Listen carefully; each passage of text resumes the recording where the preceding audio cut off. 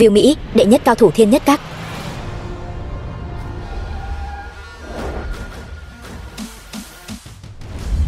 Lạc Vân, chủ thượng Thiên Nhất Các. Chủ thượng, Hiệp hội Y học cao cấp gửi lời mời đến ngài, kính mời ngài tham gia hội trần. Ta biết rồi. Chủ thượng, chiếc nhẫn kim cương mà ngài bảo đặt làm riêng đã có rồi, đem đến cho vợ ta. Đến giờ rồi, mau đi đón con gái ta. Vâng. 2 tháng trước, tôi vẫn chỉ là một tên phế vật mắc ung thư tuyến tụy giai đoạn cuối. Tôi định không chữa trị, để lại tiền cho vợ con, nhưng không ngờ 2 tháng trước. Đau nhẹ tay chút. Trương Tư, vợ của Lạc Vân. Trung Vân Long, nhị thiếu gia Trung gia. Dám đẩy lão tử. Trung Vân Long, ta liều mạng với ngươi. Được rồi chứ. Một kẻ sống không quá 2 tháng. Tống Ngọc Anh, mẹ của Trương Tư. Còn liều mạng cái gì? Dám đánh Trung nhị thiếu. Ngươi chán sống rồi sao? Mau quỳ xuống xin lỗi. Hắn sỉ nhục vợ ta, làm con gái ta bị thương. Tại sao ta phải xin lỗi? Ngươi còn dám nhắc đến vợ. Năm xưa, nếu không phải nể mặt, ngươi là người Lạc gia, chỉ với cái loại phế vật như ngươi cũng muốn cưới con gái ta. Nợ của ba, con gái trả là lẽ đương nhiên mà. Tiền? Tiền gì?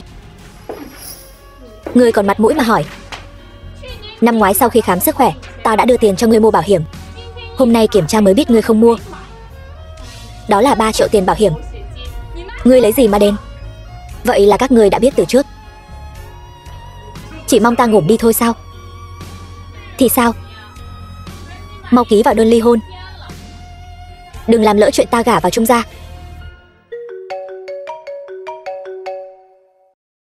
Hàn Sương Tuyết, cô tìm tôi có việc gì? Lạc Vân, tôi đã biết chuyện của anh rồi. Đừng sợ, tôi sẽ đến ngay. Tôi đã kết hôn rồi. Hôn ước của chúng ta hãy quên đi.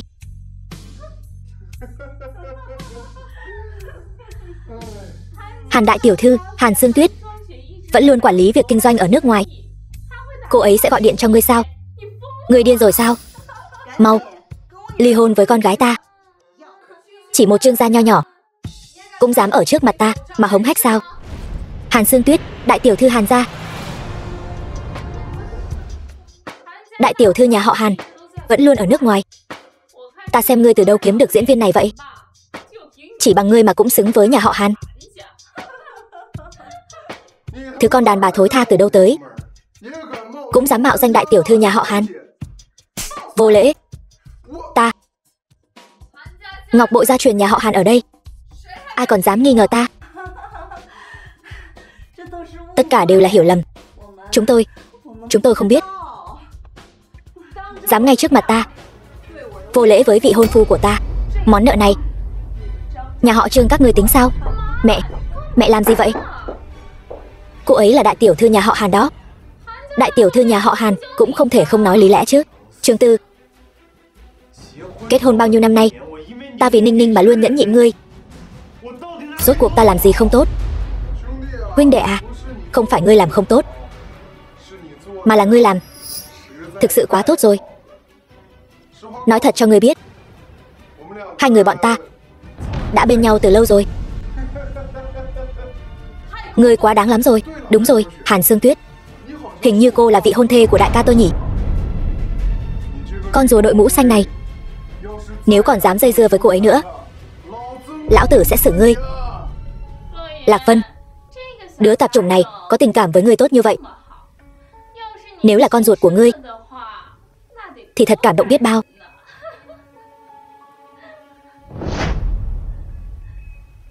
Ngươi nói cái gì? Cặp sừng này, ngươi cũng đâu phải lần đầu đội.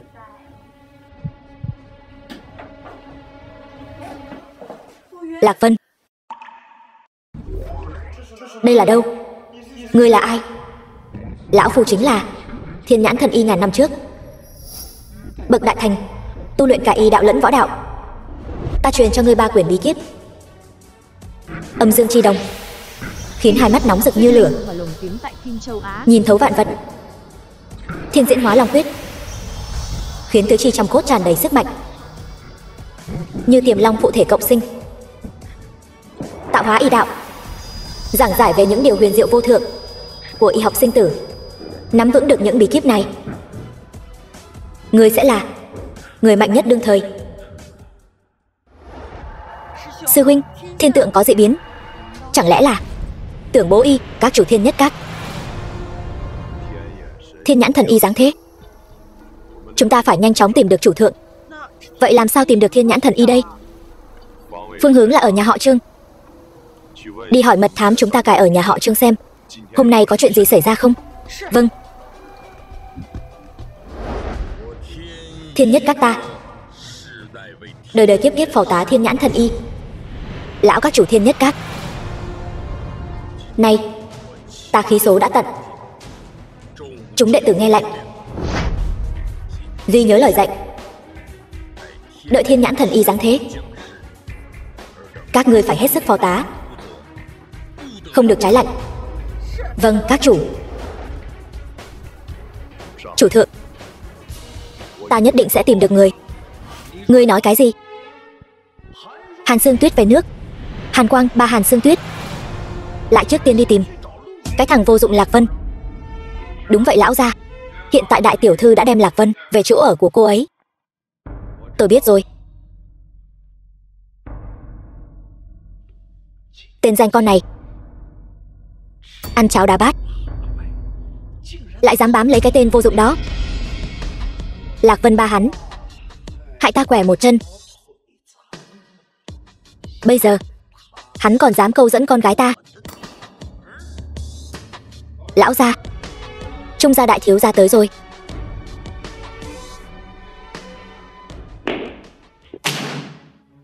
Hàn bá phụ, Trung Kỳ Lân, đại thiếu gia Trung gia. Hàn Sương Tuyết lại dám đối với người Trung gia chúng tôi vô lễ như vậy.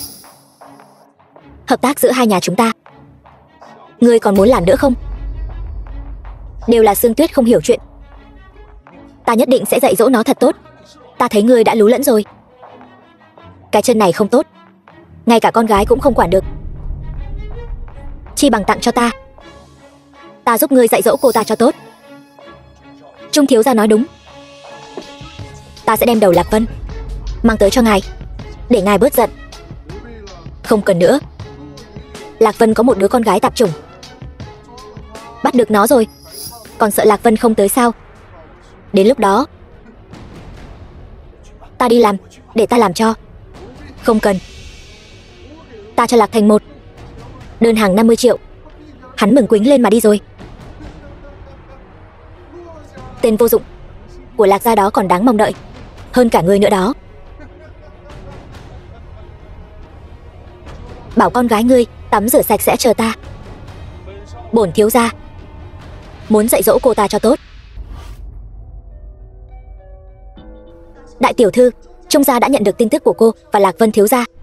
Tô Xảo Nhi, vệ sĩ Hàn Sương Tuyết. E rằng nếu không phải sợ người nhà trách phạt, ta đã giải quyết đôi cẩu nam nữ đó rồi. Ngươi ra ngoài trước đi, để Lạc Vân nghỉ ngơi một chút. Hắn hôn mê đã lâu như vậy, có lẽ nào ra ngoài. Bây giờ ngươi không còn nhiều thời gian nữa, ta cũng bị gia đình ép gả cho người mình ghét.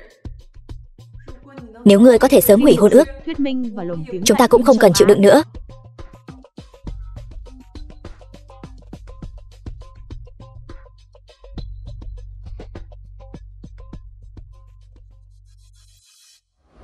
Tôi đang mơ sao? Không được, tôi phải nhanh chóng tỉnh lại. Con gái của tôi không biết bị mấy tên súc sinh kia đối xử thế nào. Lạc Vân, ngươi tỉnh rồi, cảm thấy thế nào? Chuyện này không đúng. Ta rõ ràng đã ung thư tuyến tụy giai đoạn cuối, nhưng ta không cảm thấy gì cả. Chẳng lẽ giấc mơ đó là thật?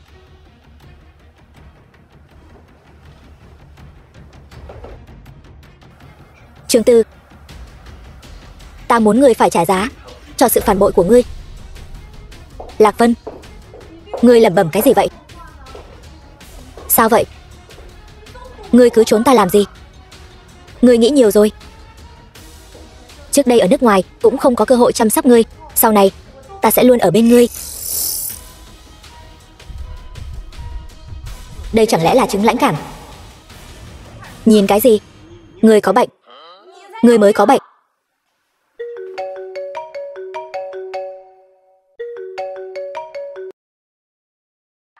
Lạc Vân, con gái ngươi đang ở trong tay ta. Muốn cứu nó thì tự mình tới đây. Lạc Thành, ngươi dám động vào con gái ta, ta sẽ xử ngươi. Một tên phế vật sắp ngủm cũng dám đe dọa ta. Lão tử cho ngươi nửa tiếng, một mình tới đây. Lạc Vân, xảy ra chuyện gì vậy? Ninh Ninh bị Lạc Thành bắt rồi. Tôi phải đi cứu cô bé. Anh điên rồi sao? Bây giờ ngay cả bản thân mình anh còn không bảo vệ được. Hay là để tôi đi cùng anh? Nếu ông trời đã ban cho tôi sức mạnh truyền thừa, tôi sẽ khiến bọn chúng phải trả giá. Không cần đâu, tôi tự mình giải quyết được.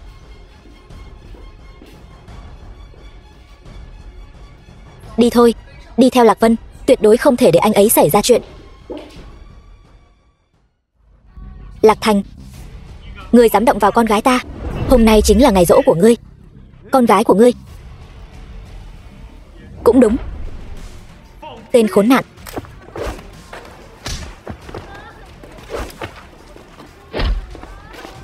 Lạc Vân, đánh cho ta. Đánh ngủm nó đi. Ta xem ai dám động vào người đàn ông của ta ở trước mặt ta. Đừng lại gần tôi. Lạc Thành, Lạc Vân đã bị các người đuổi ra khỏi nhà rồi. Tại sao các người còn muốn dồn hắn và con bé vào đường cùng? Không phải ta muốn dồn hắn vào đường cùng, mà là hắn đã đắc tội với Trung gia. Bây giờ bỏ ra 50 triệu để mua mạng hắn. Tại sao ta lại không làm? Trung gia thật vô sỉ. Đại tiểu thư, Lạc Thành chúng ta xử lý thế nào? Món nợ này sẽ tính lên đầu Hàn gia các ngươi. Trung gia sẽ không bỏ qua cho các ngươi đâu.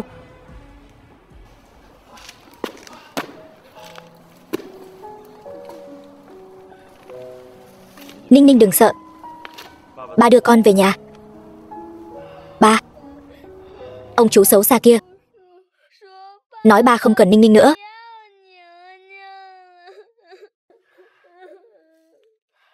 Không đâu Ninh Ninh. Ba sẽ không bỏ Ninh Ninh đâu. Ba sẽ mãi mãi ở bên Ninh Ninh.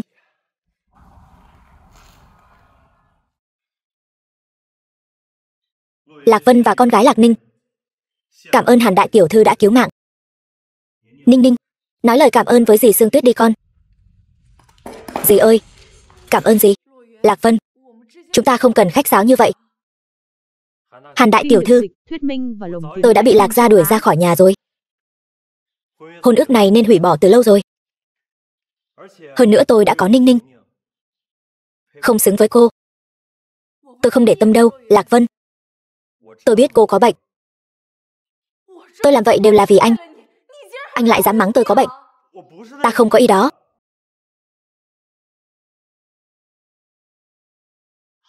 Hàn Sương Tuyết, ngươi lập tức cút về nhà cho ta. Hàn gia. Hàn Sương Tuyết, ngươi thật to gan. Hàn lão gia, gia chủ Hàn gia. Vợ à, lâu rồi không gặp. Sao ngươi lại đi chung với tên phế vật này? Ngươi dám đánh ta? Ngươi lại dám đánh phụ nữ? Ta sẽ phế đôi tay bẩn thỉu của ngươi. Chuyện em trai ngươi tìm Lạc Thành bắt cóc con gái ta, ta tính sổ luôn một thể. Ngươi là cái thá gì? Cũng dám ở Hàn gia ta làm càn. Hàn Thiên Lôi, anh trai Hàn Sương Tuyết, còn tưởng mình là thiếu gia Lạc gia sao?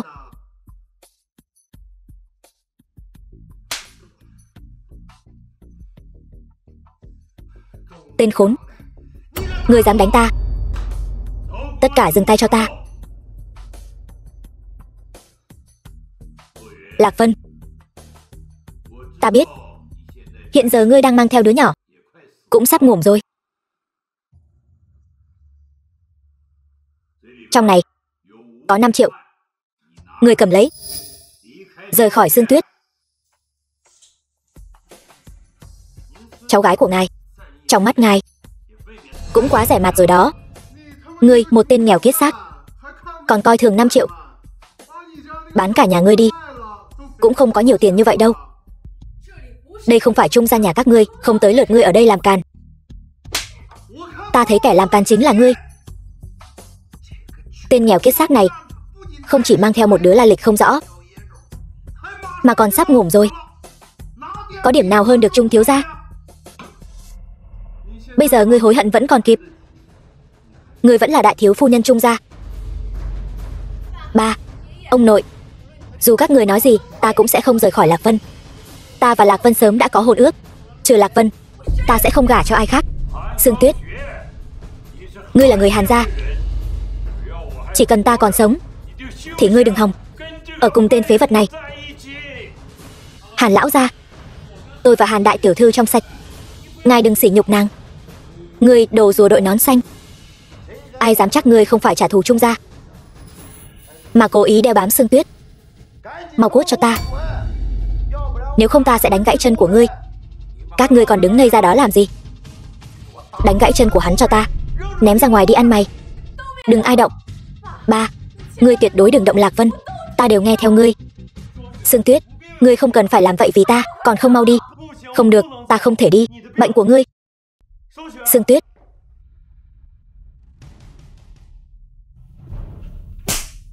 Tên hèn nhát, dám động đến đàn bà của lão tử. Sương Tuyết phải được chữa trị ngay lập tức, nếu không sẽ muộn mất. Cần gì ngươi phải lo lắng vớ vẩn. Lão tử chính là Trung gia đại thiếu gia, thầy thuốc giỏi nào mà không mời được chứ? Phải đó, đồ vô dụng. Tao khuyên mày cút xéo ngay. Chẳng lẽ cũng muốn mượn thầy thuốc của Trung gia để chữa cái não tàn của mày à? Vì cứu người, tao sẽ để chúng bay vanh váo thêm chút nữa. Ta có thể chữa khỏi cho Sương Tuyết bằng mày, còn đòi trị bệnh. Lao chữa khỏi cái bệnh ung thư của mày trước đi, rồi hãng gái bậy. Đừng phí lời với hắn nữa. Tôi đã mời Y Thánh La Thanh đến rồi. Cho dù là sư phụ của Y Thánh La Thanh, Tề Thần Y đến cũng chưa chắc có cách. Là ai dám ở đây khoác lác vậy? La Thanh, Y Thánh.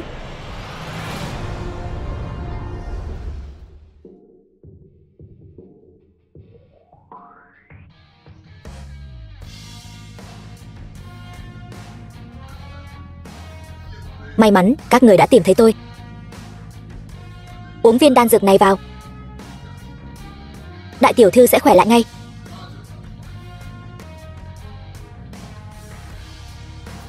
Thần y gì chứ, rõ ràng là lang băm hại người.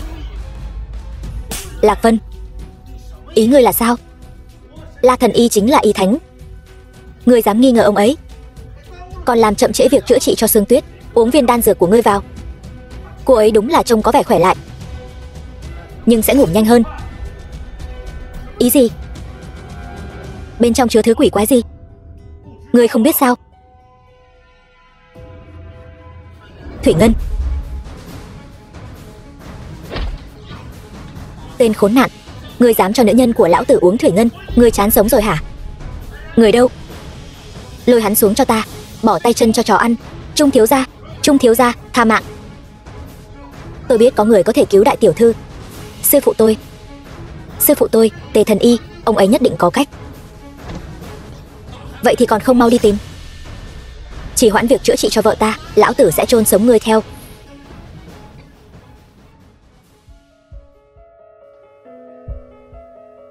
Cứ để ta làm đi. Ngươi đừng tưởng đoán bừa ra thành phần đan dược là ngươi thành thần y rồi. Vị La thần y này coi mạng người như cỏ rác. Sư phụ của hắn có thể là thứ gì tốt đẹp được? Lũ tiểu bối các ngươi dám cả gan bàn luận về lão phu, thật là hỗn láo. Tề Thần Y, sư phụ La Thanh. Sư phụ chính là người này. Hắn nói đan dược của con có Thủy Ngân, còn nói ngài là lang băm. Vị tiên sinh này, sư phụ ngươi là vị danh y nào vậy? Ta là truyền nhân của Thiên Nhãn Thần Y, phía sau là Thiên Nhất Các. Ngươi dám chất vấn ta? Cha, Thiên Nhất Các chính là môn phái lớn nhất thiên hạ, thế lực rất lớn. Nếu vị Tề Thần Y này là người của Thiên Nhất Các, vậy chúng ta phải tiếp đãi cho chu đáo. Đúng vậy. Vậy thì làm phiền Tề Thần Y, xin hãy khám bệnh cho cháu gái tôi.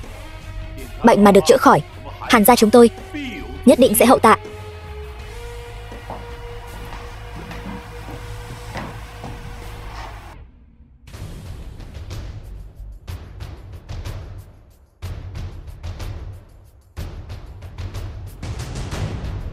Hàn tiểu thư đây là mắc chứng hàn tâm hiếm gặp, đã mắc bệnh nhiều năm rồi.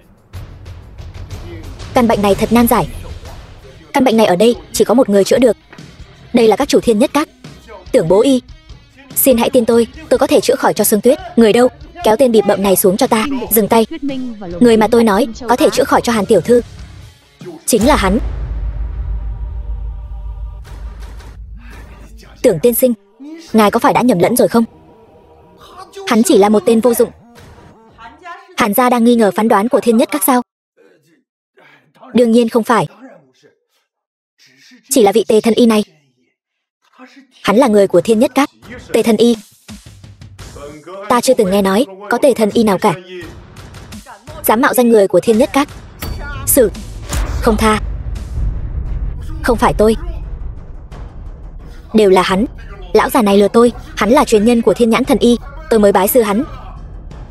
Các chủ, tha cho tôi chỉ là kiếm cơm qua ngày thôi. Dám mượn danh Thiên Nhất Các làm chuyện bất chính. Viu Mỹ, đánh gãy tay chân hắn. Dám mạo danh nữa thì xử hết chúng. Dạ.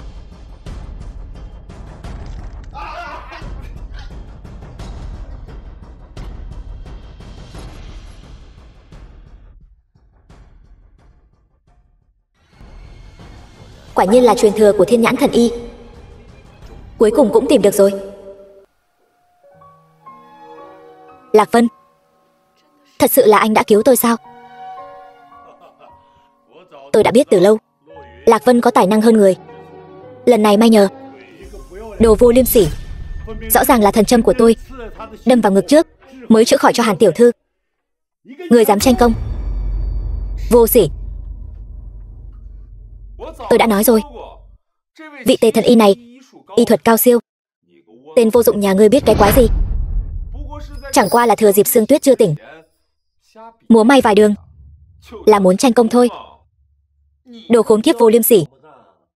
Vừa rồi bảo ngươi cút ngươi không cút, thì ra là đang đợi tranh công à? Ông nội, con tin Lạc Vân. Cứ coi như là ngươi chữa khỏi. Số tiền này ngươi cầm lấy, coi như là tiền công cho ngươi. Cút nhanh đi.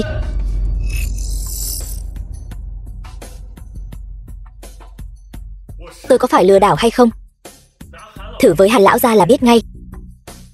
Hàn lão gia, cơ thể của ngài khiến ta bớt ở đây khoác lác đi, còn không mau cút ra ngoài cho ta. Thân thể ta khỏe mạnh lắm, không cần ngươi bận tâm. Nếu Hàn tiểu thư đã khỏi bệnh, vậy Lạc Vân xin cáo từ.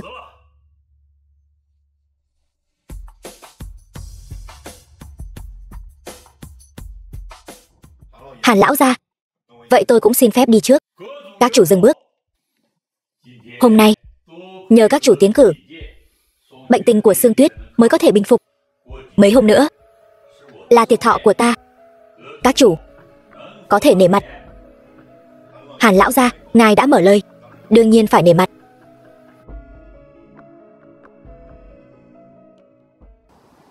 Tiên sinh xin dừng bước.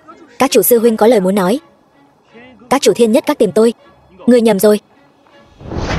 Thuộc hạ Tưởng bố y bảo vệ chủ thượng tới trễ, xin chủ thượng thứ tội. Đường đường là các chủ Thiên Nhất Các lại quỳ xuống trước mặt ta. Sao ta một chữ cũng không hiểu? Chủ thượng thừa kế tạo hóa y đạo của Thiên Nhãn Thần Y. Ngài chính là chủ nhân của Thiên Nhất Các. Thiên Nhất Các đời đời chống giặc ngoại xâm, bảo vệ Tân Thành. Ngài là chủ nhân, ngài chính là vương của Tân Thành. Truyền thừa y đạo còn có quà tặng kèm.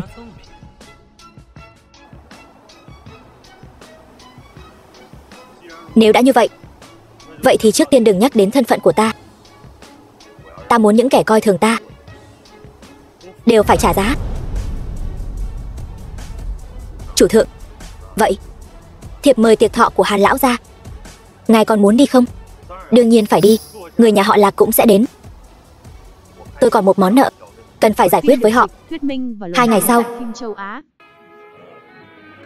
Cảm tạ chư vị nể mặt tham gia tiệc thọ của lão gia nhà chúng tôi. Cảm ơn mọi người. Chúc lão gia tử phúc như Đông Hải, thọ tỷ Nam Sơn. Cảm ơn mọi người.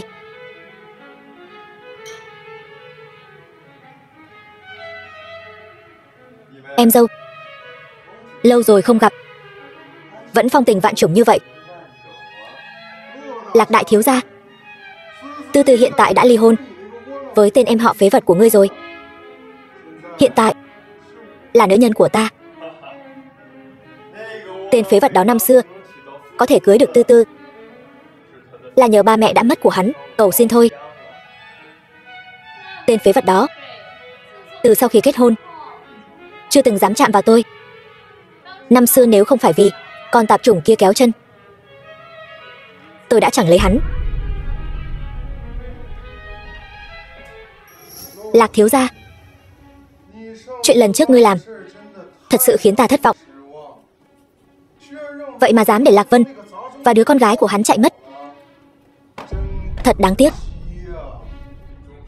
Trung thiếu đừng lo, ta kể cho Trung thiếu nghe một chuyện thú vị, đảm bảo ngươi vui.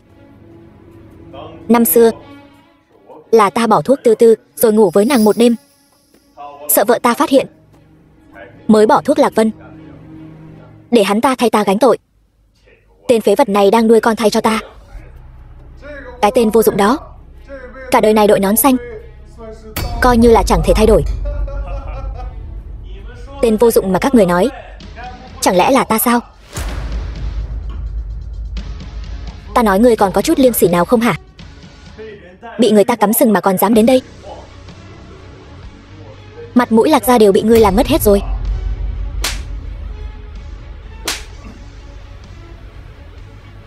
Ta sớm đã không còn là người của Lạc gia các ngươi nữa rồi. Ngươi quên rồi sao?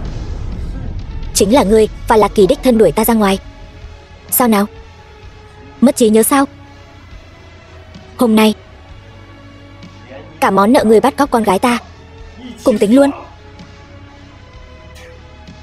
Dám đánh lão tử, ta làm thịt ngươi.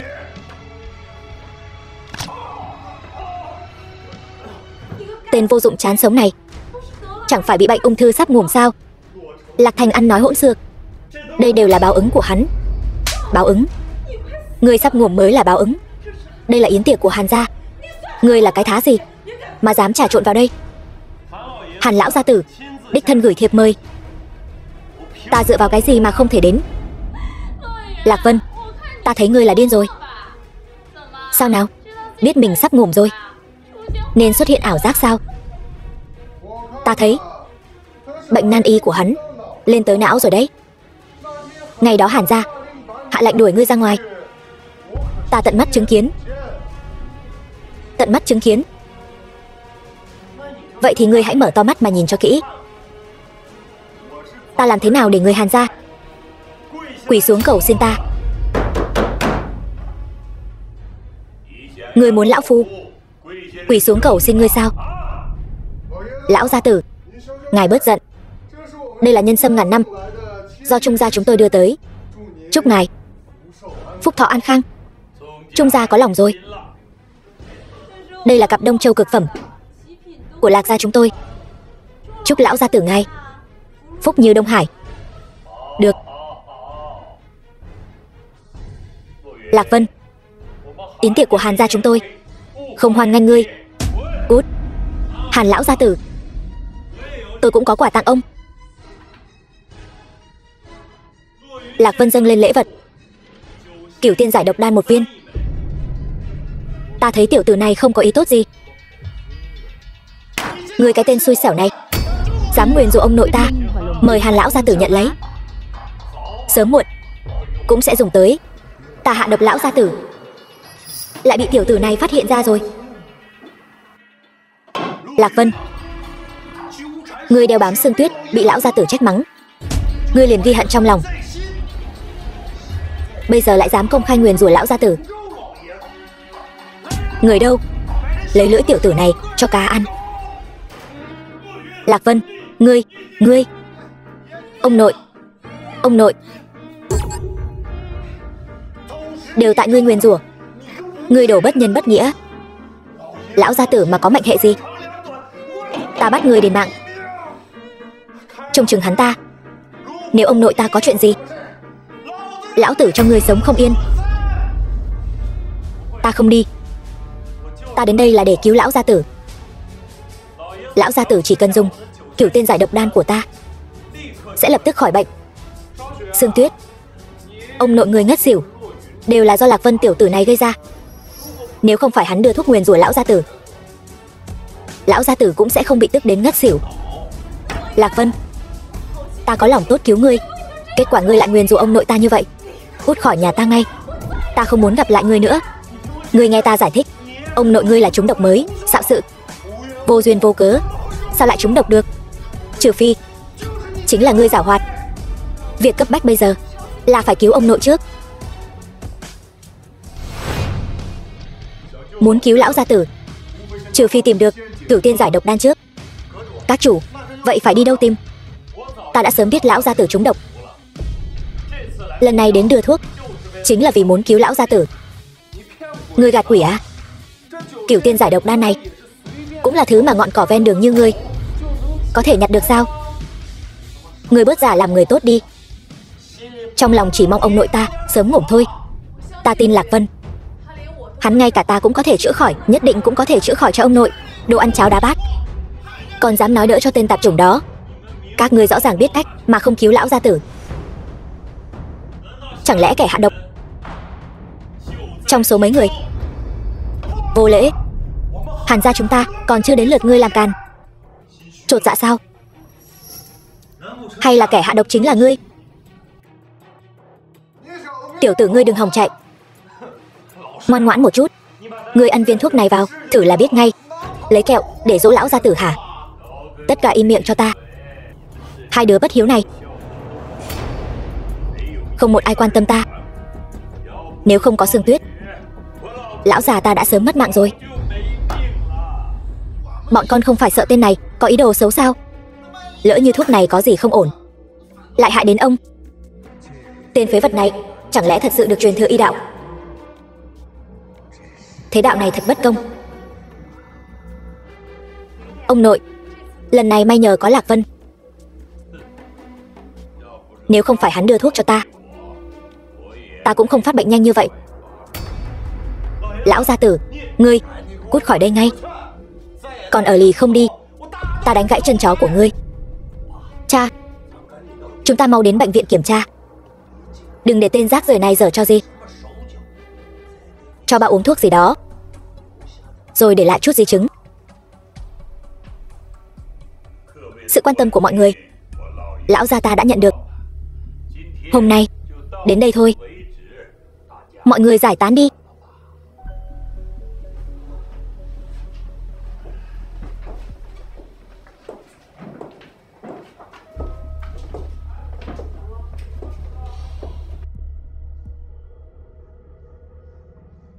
Gia Gia dặn ngươi cẩn thận, có kẻ muốn hãm hại ngươi. Chủ thượng, ngài làm sao vậy? Triệu chứng trúng độc của Hàn lão gia giống hệt cha mẹ ta năm xưa. Hắn muốn nhắc nhở ta, sự qua đời của cha mẹ ta còn có ẩn tình khác. Chủ thượng muốn làm gì? Điều tra ra kẻ nào làm.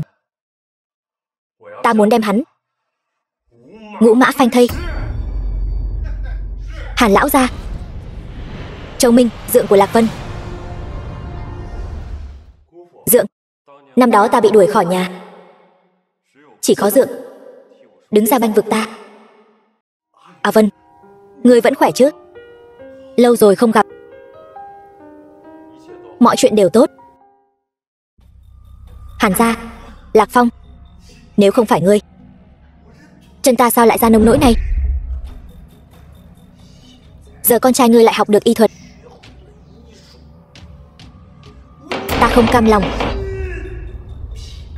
Tại sao chuyện tốt đều đến với nhà họ Lạc các ngươi?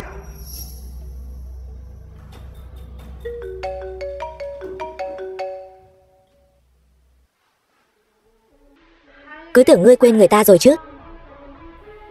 Ta sẽ đến gặp ngươi. Ta nhớ ngươi. Đợi ta.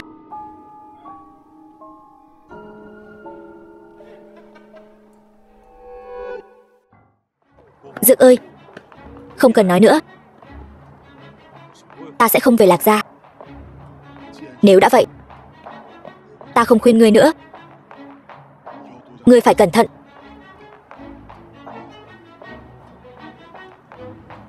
Chủ thượng, các chủ sư huynh phát hiện trong người ngài còn truyền thừa tâm pháp võ học. Nếu muốn thật sự đạt được, còn cần tu luyện. Mời chủ thượng theo ta về các. Sư huynh sẽ giúp ngài tu luyện.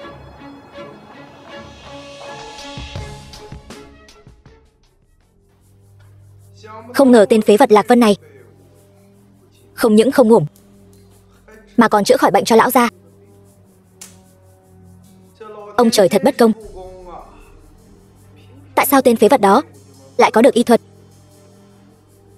còn ta lại vì lão già sống dài đó mà bị tàn phế? Lạc Vân phát hiện Hàn lão già bị hạ độc. Liệu có nghi ngờ đến chúng ta không? Chuyện chúng ta hạ độc cha mẹ hắn, liệu hắn có? Sẽ không. Hắn chỉ là nhìn thấy qua thiên nhãn thôi. Hơn nữa, hắn cũng không có lý do gì để nghi ngờ chúng ta, càng không thể biết chuyện năm xưa. Vậy thì tốt. Năm đó đuổi hắn ra khỏi nhà, mong hắn tự sinh tự diệt, vẫn là mềm lòng quá. Giờ lại thành tai họa rồi. Yên tâm, tứ đại gia tộc đều muốn lấy mạng hắn. Ngươi cứ chờ cuộc họp ngày mai đi.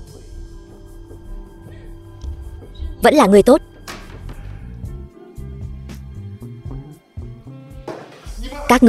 Các ngươi đang làm gì?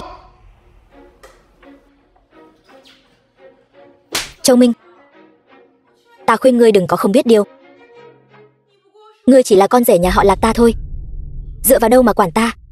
Lạc Kỳ, những năm nay ta ở Lạc gia các ngươi tận tâm quản lý sản nghiệp. Ngươi cắm sừng ta cũng nhịn. Ngươi còn dám dẫn người về nhà. Trong nhà này, trên chiếc giường này,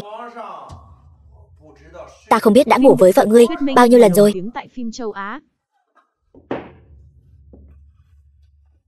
Phải rồi, đừng quên cuộc họp của tứ đại gia tộc ngày mai. Tên Lạc Vân này nhất định phải ngủm. Đương nhiên rồi.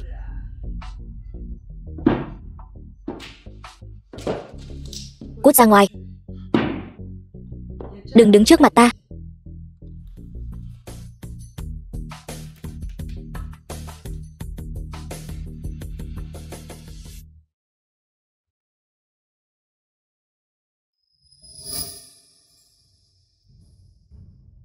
Tứ đại gia tộc mở cuộc họp muốn xử ngươi, phải cẩn thận.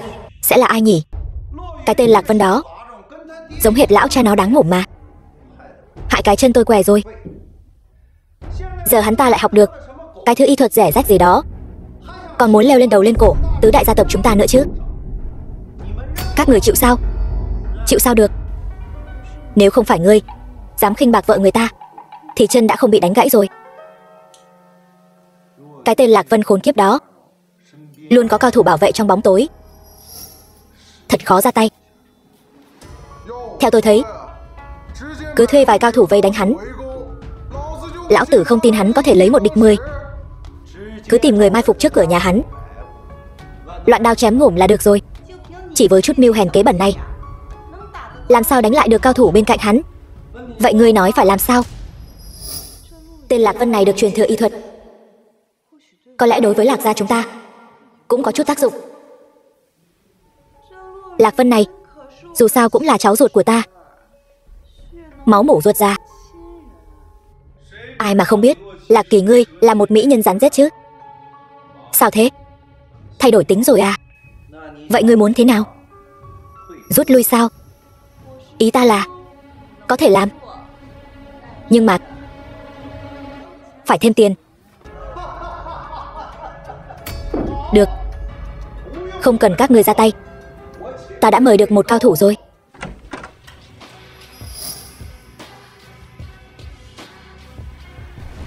Ảnh Tử, thuộc hạ của Hắc Báo. Đại nhân dặn, thứ này chỉ cần Lạc Vân nhìn thấy thì sẽ bị mất hết năng lực trong một khoảng thời gian. Đúng là bảo bối. Cảm ơn Hắc Báo đại nhân giúp ta. Nói với ngài ấy, Việc ta đã hứa nhất định sẽ sớm hoàn thành.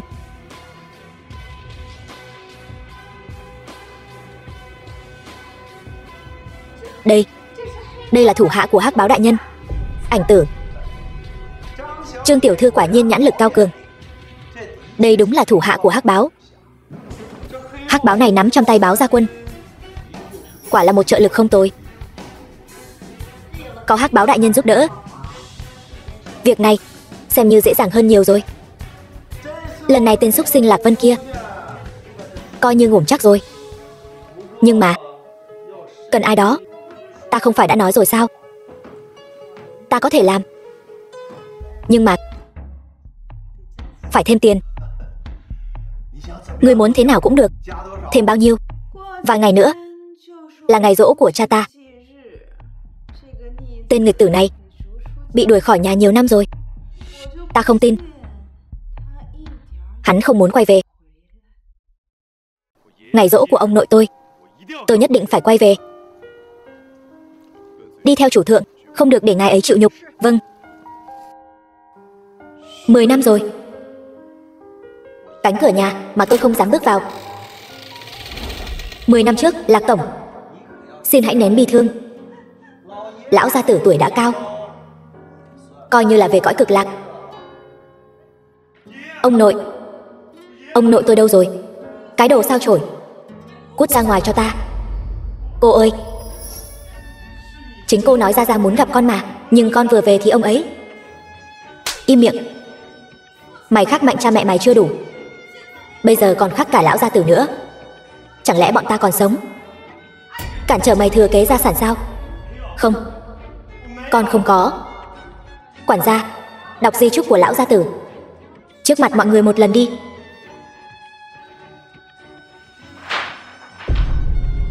Di chúc do lão gia tử tự tay viết.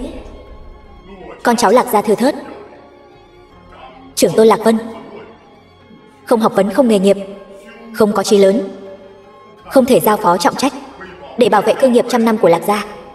Sau khi ta mất, tiểu nữ Lạc Kỳ sẽ tiếp quản vị trí gia chủ. Lạc Vân bị trục xuất khỏi gia phả, vĩnh viễn không được quay về. Với tư cách là tân gia chủ của Lạc gia, ta chính thức tuyên bố ngươi không còn là người của Lạc gia nữa. Nhị thiếu gia. Quản gia già nên lẫn rồi. Lạc gia 10 năm trước đã không còn nhị thiếu gia nữa rồi. Tên này chỉ là kẻ ăn bám thôi.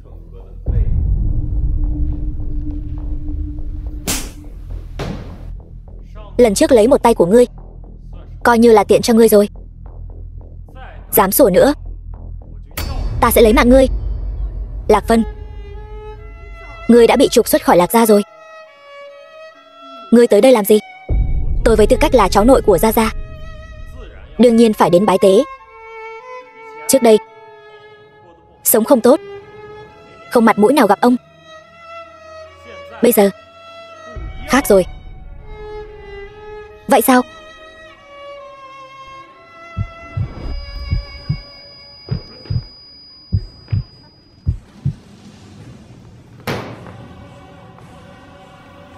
Cái thứ đồ gì đây? Không ngờ người vẫn ngu ngốc như vậy. Đây là thứ Hắc Báo đại nhân đưa cho ta. Giờ thì ngươi chẳng còn chút sức mạnh nào nữa. Còn không phải mặc ta bài bố sao? Người đâu? Lôi tên khốn này ra ngoài cho ta. Đánh gãy chân hắn. Hắn thích quỳ trước lão gia tử thì để hắn ra mộ, quỳ đến ngủ đi. Lạc gia tàng trữ tà vật, mưu đồ bất chính, loại bỏ khỏi tứ đại thế gia Tân Thành, lập tức thi hành. Không, tôi không có tà vật gì cả. Ngài chắc chắn là nhầm lẫn rồi, chúng ta không có tà vật gì cả. Cái này là nhiếp hồn châu, lấy đi hồn phách người khác, ngăn chặn năng lực, còn dám chối cãi. Không phải đâu, tôi không biết thứ này từ đâu ra. Xin ngài cho tôi một cơ hội để giải thích với các chủ. Chỉ bằng ngươi cũng xứng nói chuyện điều kiện với các chủ chúng ta sao? Hơn nữa, chuyện này liên quan đến chủ thượng của chúng ta. Cho dù ta cho ngươi cơ hội, chủ thượng cũng sẽ không cho ngươi cơ hội. Chủ thượng của Thiên Nhất Các chính là Thiên Nhãn Y Tiên, làm sao chúng tôi dám mưu hại? Ngươi đang nghi ngờ phán đoán của Thiên Nhất Các sao? Không có, chúng tôi không dám. Xin ngài nói giúp tôi với các chủ. Lạc gia chúng tôi nguyện dâng hết gia sản để hiếu kính ngài. Phải đó, tha cho hai mẹ con tôi đi. Tôi nguyện ngủm để tỏ lòng trung thành với chủ thượng. Ngươi lại dám dùng tiền hối lộ để sỉ nhục ta, chán sống hả? Giờ đã nhận tội, xin hãy tha cho họ. Đúng vậy, cứu mạng hai mẹ con chúng tôi đi.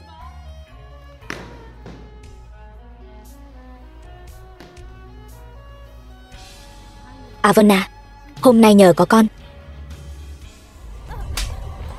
Tên tạp chủng này làm phản rồi, dám bóp cổ mẹ ta, coi Lạc gia chúng ta không ra gì sao? Cháu trai ngoan của ta. Chắc người điên rồi. Cha mẹ người tất nhiên là ngủm vì bệnh. Hôm đó ở Hàn gia, tôi thấy triệu chứng của Hàn lão gia giống hệt cha mẹ tôi trước khi ngủm. Ngươi còn dám chối cãi? Ngươi dám đánh ta? Ngươi không phải là đang nghi ngờ cha mẹ ngươi bị hại sao? Vậy thì sao? Ngươi có bằng chứng không? Lạc Vân.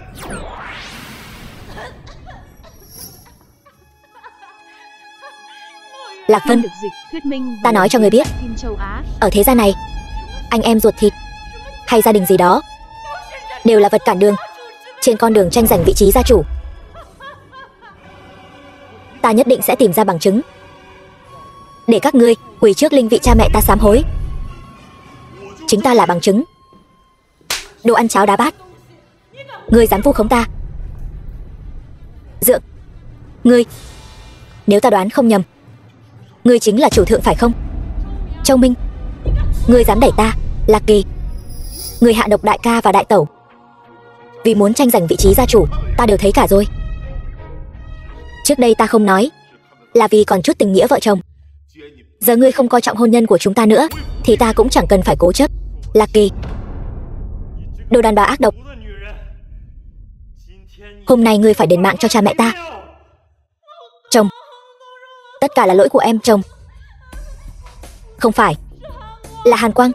Tất cả là do Hàn Quang ép buộc em. Hắn nói nếu em không theo hắn sẽ diệt Lạc gia. Chồng, hãy tin em. Chồng. À Vân, à Vân, người tin ta. À Vân, cha mẹ ngươi thật sự không phải do ta hại đâu. Là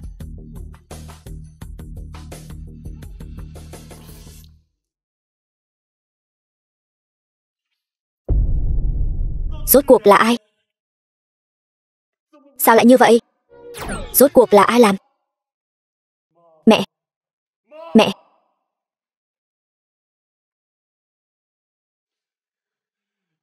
Nhất định là người hại mẫu thân ta. Đều là tên khốn kiếp nhà ngươi. Ta xử ngươi. Ngươi dừng tay cho ta. Bà ấy bị người ta hạ cổ độc. Chỉ cần nói ra sự thật sẽ lập tức trúng độc. Kẻ này thật độc ác.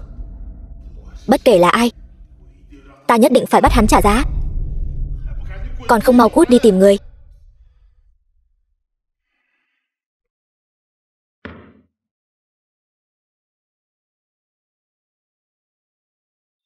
Cô, người hà tất phải như vậy? Trước kia người đối với ta tốt như vậy. Dượng, ngươi không cần lo lắng. Ta nhất định sẽ tìm ra hung thủ. Vì cha mẹ ta và cô mà báo thù. Chủ thượng, Lạc gia nguyện vì chủ thượng tận tâm tận lực. Dượng, chủ thượng, có thể có liên quan đến Hàn gia. Ngươi là nói Hàn Quang? Hắn sao có thể? Ngươi có lẽ không biết, chân của Hàn Quang là bị phụ thân ngươi làm tàn phế. Hàn Quang thích mẫu thân ngươi nhiều năm, nhưng vẫn luôn không được đáp lại. Trong một buổi yến tiệc sau khi say rượu, hắn đã khinh bạc mẫu thân ngươi. Phụ thân ngươi nhất thời tức giận, đẩy hắn từ trên cầu thang xuống. Chân cứ như vậy mà bị phế. Hàn Quang từ đó về sau liền hận phụ thân ngươi. Hàn Quang khinh bạc mẹ ta, xử người nhà ta. Ta muốn cho hắn nợ máu trả máu.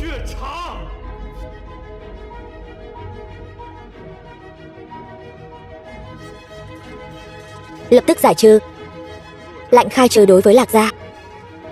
Ta muốn dẫn rắn ra khỏi hang. 2 ngày sau, Hàn gia. Thật đáng tiếc, Lạc Kỳ còn trẻ như vậy. Đều là do tên tiểu tử Lạc Vân kia gây ra. Chúng ta nhất định phải báo thù cho nàng. Ta không tin Lạc Vân lại nhẫn tâm như vậy. Mẫu thân ta đã ngủm rồi, ngươi còn banh vực tên hung thủ đó. Ngươi còn có lương tâm không? Ảnh Tử đại nhân đến. Lạc Thành thiếu gia, Hắc Báo đại nhân có mời ngươi. Mời ta. Đại nhân đang chờ ngươi.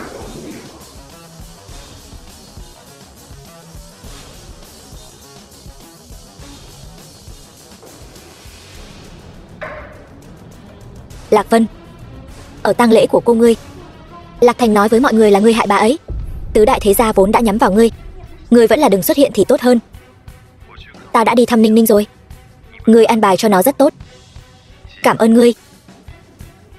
Lạc Vân, ngươi rốt cuộc có nghe ta nói không? Xin lỗi, ta nhất định phải làm như vậy. Chỗ của Hắc Báo, Lạc thiếu gia, ta muốn làm một cuộc giao dịch với ngươi. Hắc Báo, chỉ huy quân sự của Báo gia quân. Đại nhân cứ việc phân phó, ta nguyện vì đại nhân tận tâm tận lực. Thần công của ta sắp luyện thành, cần một thứ, ngươi đi tìm cho ta. Hắc Báo này cái gì mà không có, tự nhiên lại cần ta. Ta cần một bé gái, sinh vào giờ âm, ngày âm, tháng âm, năm âm. Chỉ cần ngươi có thể giúp ta tìm được.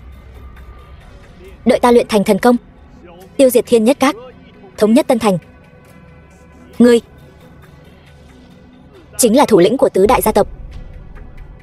Đại nhân yên tâm, đứa bé ta nhất định tìm được. Một lát nữa đợi Lạc Vân tới, nhất định phải cho hắn đẹp mặt. Ngươi cái đồ chó chết, xử ngươi rồi ngươi còn dám tới. Rình răng mà đến, cũng không sợ Lạc Thành nhìn thấy mà liều mạng với hắn à? Hôm nay là lễ truy điệu của cô tôi. Tiểu cô trước khi lâm chung đã chuyển vị trí gia chủ cho tôi, hơn nữa còn nói ra kẻ hại cô ấy hung thủ thực sự. Ta đã hạ cấm môn cổ lên người Lạc Kỳ, sao có thể nói ra được? Thằng khốn này dám lừa ta. Gia chủ, ngươi cũng xứng sao? Di ngôn của Lạc Kỳ quả thực là vậy, tôi có thể chứng minh. Lạc Vân, ngươi đã bị Lạc gia trục xuất từ lâu. Nếu muốn kế thừa vị trí gia chủ, cũng nên là Lạc Thành thiếu gia chứ. Chuyện nhà Lạc gia, Hàn tổng cũng muốn nhúng tay vào sao? Hay là ông có quan hệ gì với Lạc gia chúng tôi? Từ từ à? Hiện tại Lạc Vân có y thuật bên mình, hơn nữa lại kế thừa vị trí gia chủ của Lạc gia. Chi bằng trước tiên quay lại bên cạnh hắn, quan sát một thời gian. Nếu có chuyển biến tốt, vậy thì sẽ trở thành chỗ dựa cho Trương gia chúng ta. Mẹ, tên phế vật này cũng chỉ biết chút đỉnh y thuật gia truyền. Hơn nữa, Lạc gia này từ sau khi lão gia mất đã không còn như trước, vẫn là Trung gia đáng tin cậy hơn. Mẹ đừng lo lắng vớ vẩn nữa. Thiên Nhất Các kính chúc Lạc Vân tiên sinh kế nhiệm gia chủ, đặc biệt gửi đến lễ vật chúc mừng. Thiên Nhất Các, ta đã nói với ngươi rồi, ngươi tạm thời cứ ở với tên phế vật này trước đã. Bây giờ ngươi thấy rồi đấy, tên vô dụng này đã leo lên được Thiên Nhất Các, sau này ngươi sẽ có ngày tháng tốt đẹp. Biết rồi, ta tự có cách. Lạc Vân, chúc mừng ngươi, cuối cùng cũng đã trở lại. Tên phế vật này thế mà lại có thể nịnh bợ được Thiên Nhất Các, thật đúng là một con chó chuyên môn vẫy đuôi với người có bản lĩnh. Thật sự để tên phế vật này lật kèo rồi. Ta phải nghĩ cách kiếm trác một khoản. Cũng chỉ là một con chó, còn không bằng theo ta.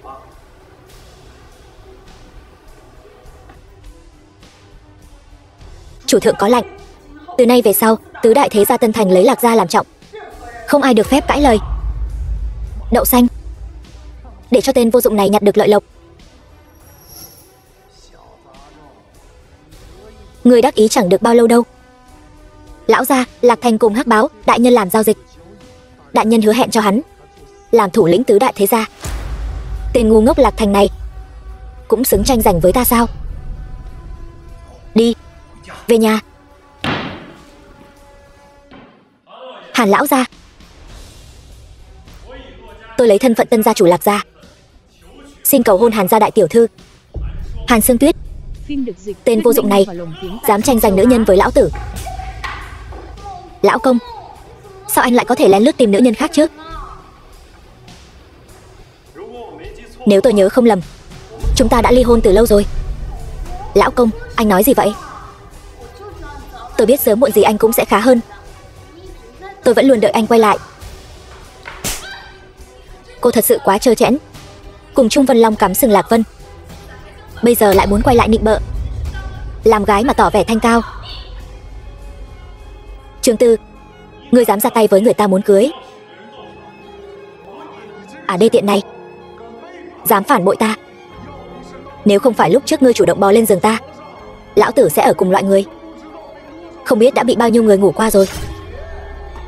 Ngươi nói bậy, rõ ràng là ngươi cưỡng bức ta. Ta vẫn rất yêu lão công của ta. Loại hàng này, Trung nhị thiếu gia thích thì ta tặng cho anh. Ta đối với thứ người khác đã chạm qua không có hứng thú. Sương Tuyết, mau về nhà với ta.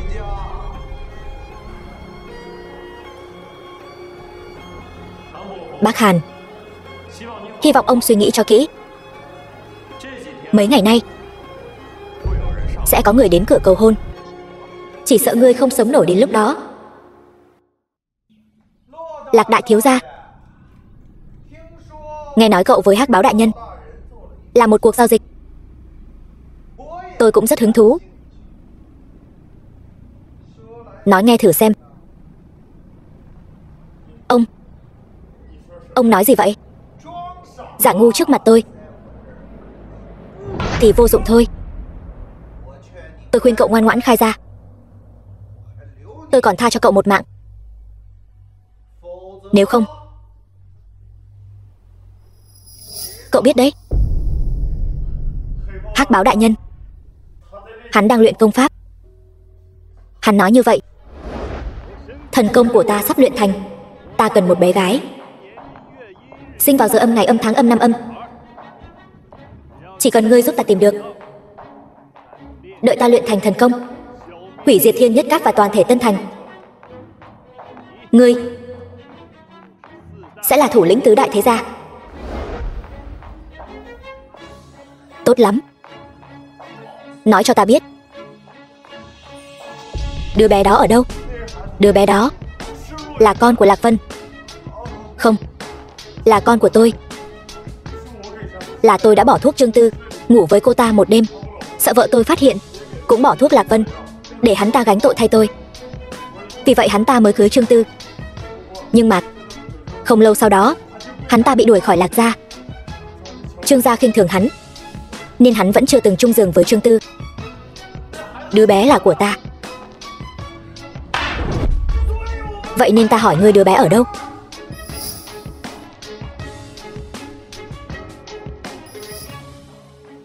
Lập tức điều động tất cả mọi người đi tìm đứa bé. Tôi thấy việc này hơi hấp tấp, bớt nói nhảm.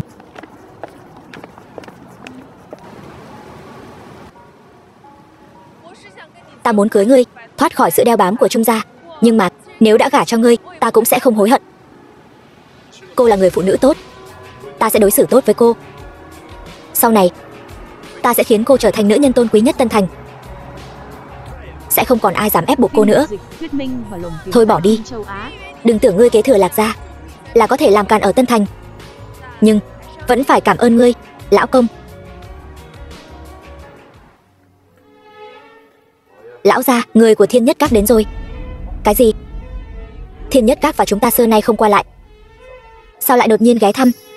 Là tưởng các chủ và Viu Mỹ đích thân đến. Mau đưa ta đi xem. Hôm nay đến Hàn gia là do chủ thượng nhà chúng tôi đích thân nói rõ, muốn cưới đại tiểu thư Hàn gia làm vợ.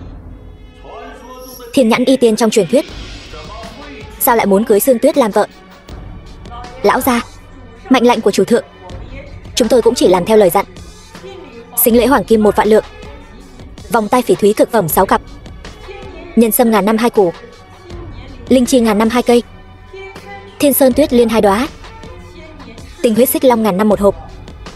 Lão gia, với sính lễ chủ thượng nhà chúng tôi chuẩn bị, có hài lòng không?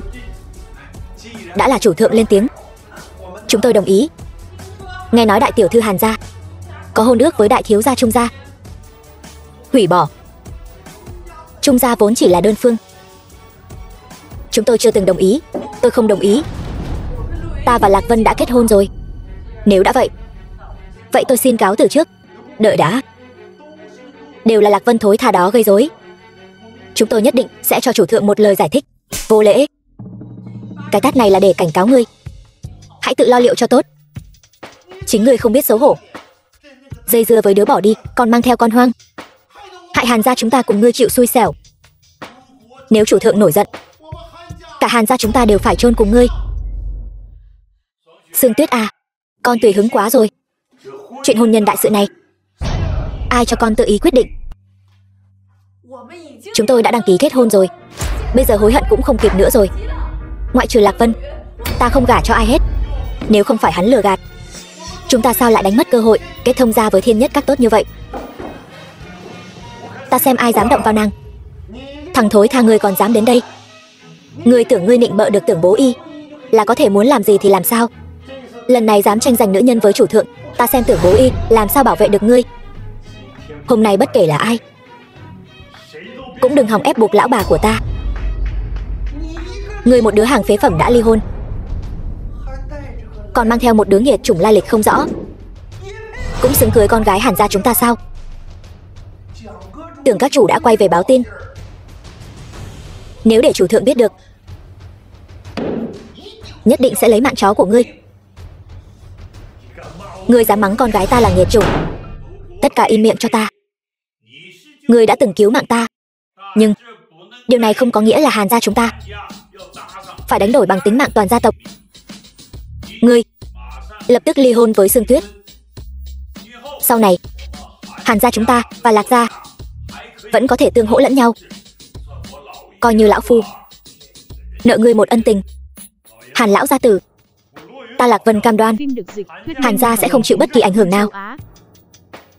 Ta cưới Sương Tuyết chính là vì muốn Hàn gia không bị kẻ ác ảnh hưởng. Quả nhiên là ngươi.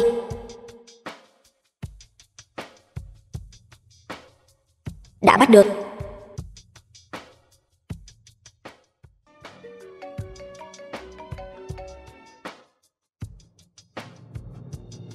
Ngươi nói gì?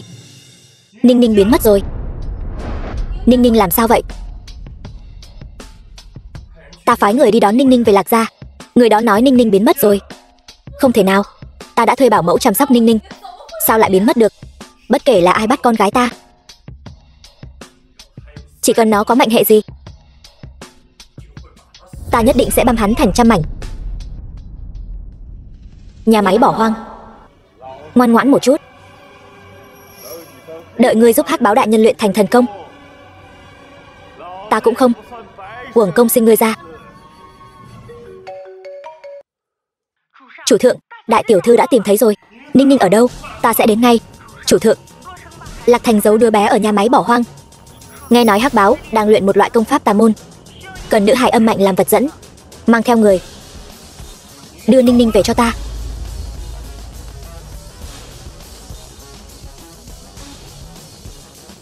Bảo trọng bản thân, đợi ta mang Ninh Ninh trở về.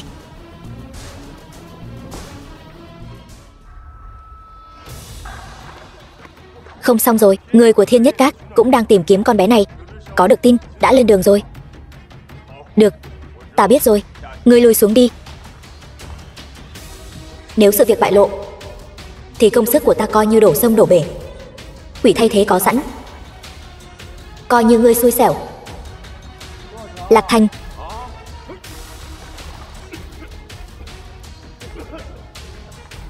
ngươi cho ta ăn cái gì? Với thứ mẹ ngươi đã ăn, giống y như đúc đấy. Ngươi, không phải ngươi nói sao? Làm cha có quyền quyết định sinh tử. Vậy nên ta có quyền quyết định sự sống của ngươi.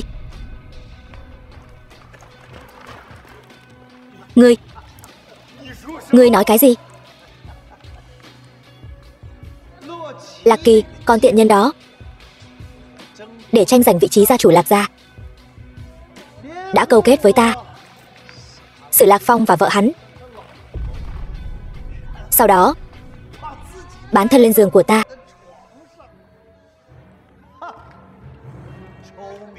Châu Minh tên ngu xuẩn đó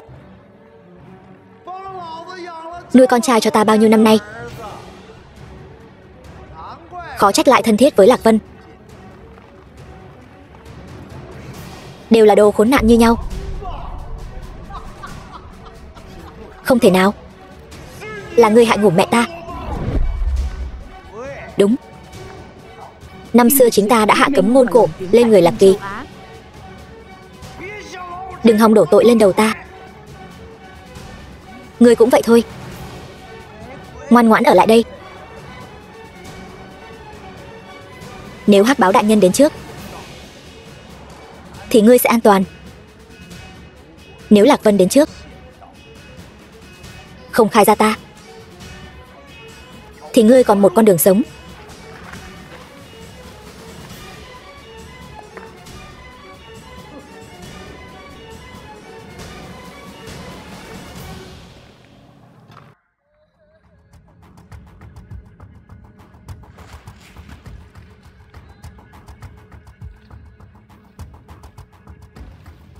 Đây chính là đứa bé đó sao?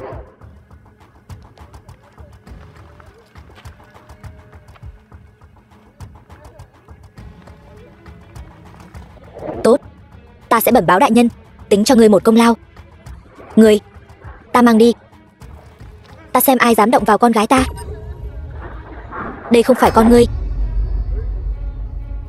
Chuyện này không quan trọng. Đây là đứa trẻ mà Hắc Báo đại nhân muốn.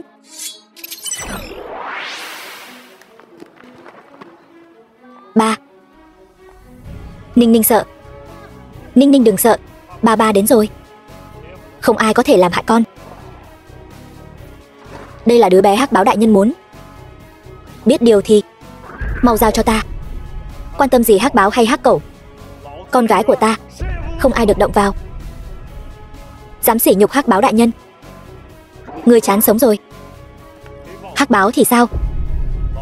Ta là chủ thượng của Thiên Nhất Cát. Ảnh Tử đại nhân đừng nghe hắn nói bậy. Ngươi ra sao? Ta rõ như ban ngày. Hắn dám tranh giành nữ nhân với các chủ, Thiên Nhất Các tuyệt đối sẽ không bảo vệ hắn.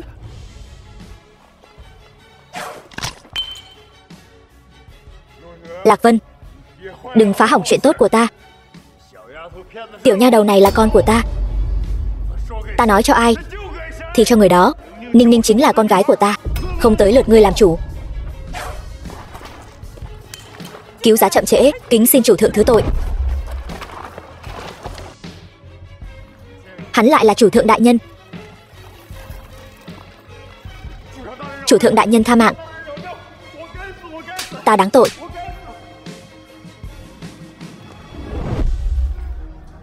Ngươi với Trương Tư, rốt cuộc là chuyện gì đã xảy ra? Đều là Trương Tư. Là Trương Tư. Cô ta quyến rũ tôi ở buổi tiệc rượu. Tôi bỏ thuốc cô ta. Sau đó cô ta tỉnh lại. Cô ta không có phản kháng.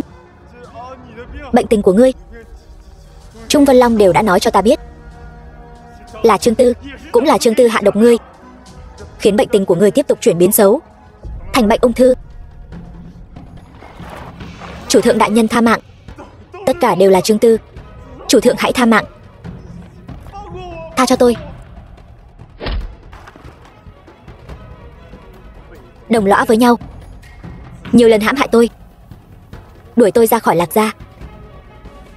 Còn có tiện nhân kia hạ độc tôi. Các ngươi đều phải trả giá. Xin chủ thượng tha mạng. Ta biết ai hại cha mẹ ngươi và mẹ ta. Ta sẽ nói hết cho ngươi. Là ai? Là Hàn.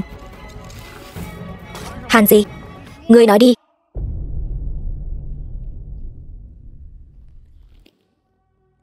Lại là cấm ngôn cổ. Thông báo cho Tưởng Bố Y, bất luận dùng phương pháp gì, đều phải tìm ra kẻ hạ cổ. Kẻ hạ cổ khiến Lạc Thành và tiểu cô của tôi không thể nói ra sự thật. Nhất định là hung thủ đã sát hại cha mẹ tôi. Vâng. Ba đừng bỏ Ninh Ninh. Ba vĩnh viễn sẽ không bỏ Ninh Ninh. Con vĩnh viễn là con gái của ba. Chủ thượng, Trương gia lừa gạt chủ thượng, kính xin chủ thượng hạ lệnh. Viu Mỹ lập tức điều người san bằng Trương gia, báo thù cho chủ thượng. Không cần, ta tự mình đi. Ta giao Ninh Ninh cho các ngươi, giúp ta chăm sóc tốt cho con bé. Dạ chủ thượng. Ba, Ninh Ninh sẽ ngoan ngoãn. Ba, đừng đưa con cho người khác.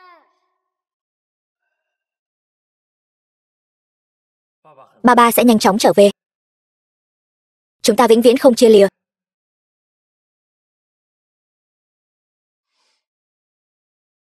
Giúp ta chuẩn bị xe đến Trương gia.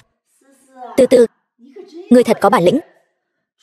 Chủ thượng, vậy mà lại chỉ đích danh muốn gặp ngươi. Tỷ tỷ ta xinh đẹp tuyệt vời. Vậy nếu chủ thượng nhìn chúng, ta sau này chính là em vợ của chủ thượng rồi. Vẫn là Tư của chúng ta có phúc khí. Trước đó nói chủ thượng muốn cưới Hàn Sương Tuyết, kết quả bị Lạc Vân vô dụng đó giành trước. Con nhỏ đó đúng là không có phúc khí. À, thích thằng vô dụng đó thì cứ để cho à. Dám trước mặt mọi người làm ta mất mặt. Đợi ta gả cho chủ thượng rồi sẽ bỏ lưỡi nó cho chó ăn. Đến lúc đó cả Tân Thành này chẳng phải đều là thiên hạ của Trương gia chúng ta sao? Lạc Vân đến rồi. Lạc Vân cái tên này sao còn dám đến đây? Chẳng lẽ hắn ta biết Tư nhà ta được chủ thượng triệu kiến, cố ý đến phá đám sao? Bọn người hầu ở cửa làm cái quái gì vậy? Sao thứ gì cũng tha hết vào nhà thế này? Lạc Vân, ngươi và Tư đã ly hôn rồi, còn đến dây dưa cái gì? Đồ vô liêm sỉ. Đây chẳng phải là Lạc thiếu gia từng từ chối ta trước mặt mọi người sao? Sao vậy? Hối hận rồi à? Quỳ xuống xin lỗi, ta sẽ tha thứ cho ngươi. Nếu không có việc cần làm rõ, cái nơi này tôi đứng đây cũng thấy dơ bẩn. Ngươi còn dám làm phản nữa hả? Trương Tư, đồ vô liêm sỉ. Ngươi dám mắng ta? Ngươi tưởng ngươi là cái thá gì? Ta chính là nữ nhân được chủ thượng để mắt tới. Hôm nay đến đây, ta muốn làm rõ Ninh Ninh rốt cuộc là con của ngươi với ai? Con bệnh của ta rốt cuộc là chuyện gì? Chẳng lẽ tên phế vật này đã biết lần đầu tiên của ta là ở buổi tiệc rượu, bị tên cặn bã nhà ngươi làm nhục? Nếu không, ta cần gì phải gả cho ngươi? Ngươi còn mặt mũi mà nhắc đến chuyện đó sao? Ta cho ngươi 1 phút. Nếu không nói thật, từ nay về sau ta sẽ khiến Trương gia các ngươi biến mất khỏi Tân Thành. Ngươi là cái thá gì? Dựa vào ngươi, Lạc gia suy tàn, dám đối đầu với bọn ta. Ngươi thử hỏi xem, ngươi có thể sống đến sang năm không? Ngươi còn 30 giây. Ngươi còn chưa biết sao? Chủ thượng chỉ điểm muốn gặp ta. Ngươi dám uy hiếp ta? Ngươi tin hay không, ta sẽ bảo chủ thượng săn bằng Lạc gia, lấy mạng ngươi. Rất tiếc, các ngươi hết thời gian rồi.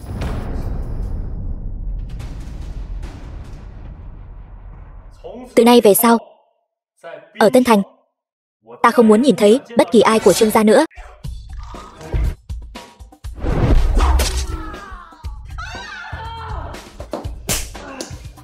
Dám ở Trương gia ta làm càn, ta thấy ngươi chán sống rồi. Người của chủ thượng sắp đến rồi. Người cứ chờ bị lột ra đi. Được, vậy ta sẽ chờ xem ai dám lột ra ta. Vì Mỹ tỷ, chính là hắn. Tên phế vật này dám ra tay với người chủ thượng nhìn chúng. Mau cho hắn một bài học. Chủ thượng có lệnh. Trương Tư Lăng loàn chắc nết, làm bại hoại gia phong, đưa vào nhà chứa. Trương gia diệt vong.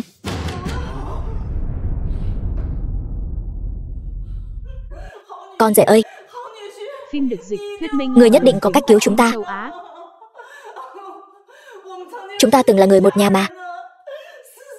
Từ từ còn sinh con đẻ cái cho ngươi nữa.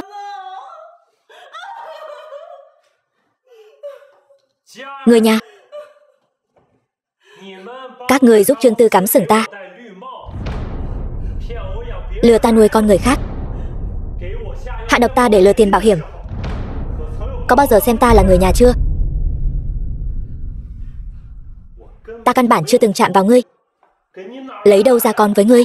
Không phải như vậy, lão công. Chàng không nhớ sao? Lần đầu tiên của thiếp là cho chàng mà. Lão công đã chạm vào ta mà. Ngươi còn dám lừa ta? Ngươi và Lạc Thành làm những chuyện ghê tởm đó, ta đã biết từ lâu rồi. Ta sẽ không giận cá chém thớt lên Ninh Ninh. Nhưng các ngươi, ta sẽ không tha cho một ai. Xử lý nhà chúng tôi, cũng phải nói cho chúng tôi biết chủ thượng là ai.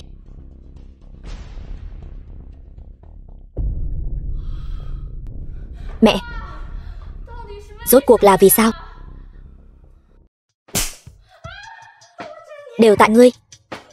Ngươi đồ tiện nhân. Ngươi hại nhà họ Trương chúng ta thê thảm rồi. Chủ thượng rốt cuộc là ai vậy? Ngươi. Mẹ. Mẹ tỉnh lại đi. Chủ thượng.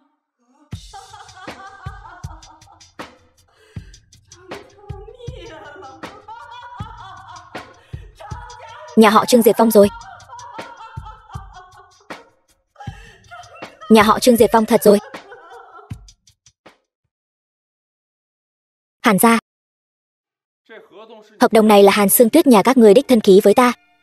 Giờ gây ra tổn thất 30 tỷ. Các người ai bồi thường đây?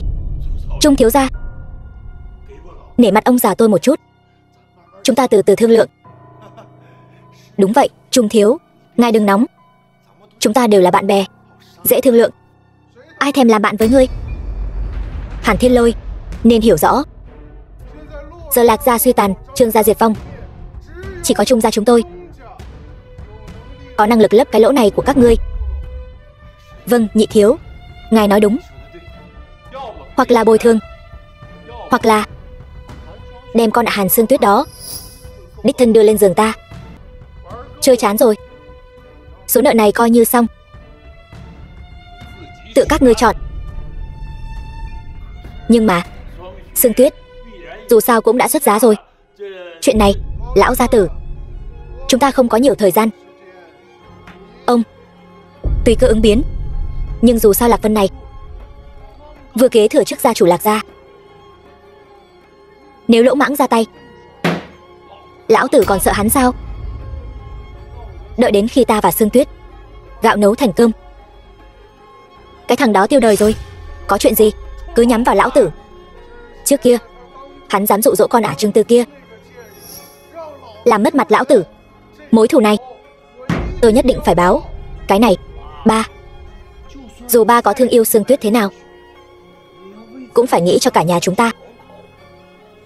Trung thiếu gia, chuyện này cứ giao cho tôi. Chỉ là một con đàn bà thôi, tôi nhất định đưa đến cho anh. Tôi sẽ tin cậu lần này. Vân Long, chúng ta đi.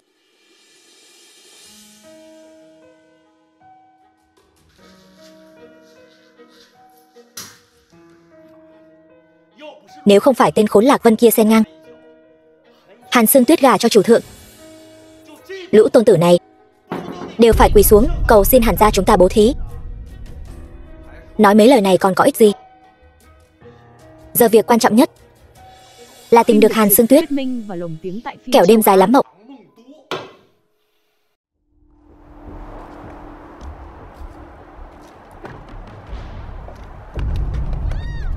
ta ra. Đừng giãy giụa nữa. Đưa ngươi đến một nơi vui vẻ một chút. Các ngươi muốn bao nhiêu tiền ta cũng có thể đưa. Thả ta ra. Bọn ta không muốn cướp tiền, mà muốn cướp sắt. Đi.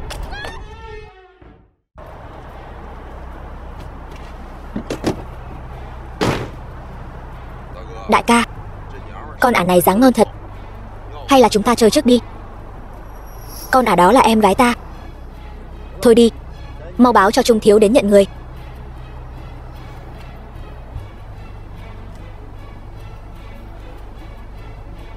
Trung thiếu, con nhỏ đó ta trói đến cho ngài rồi. Ngài đến kiểm hàng đi ạ. Được, được thôi.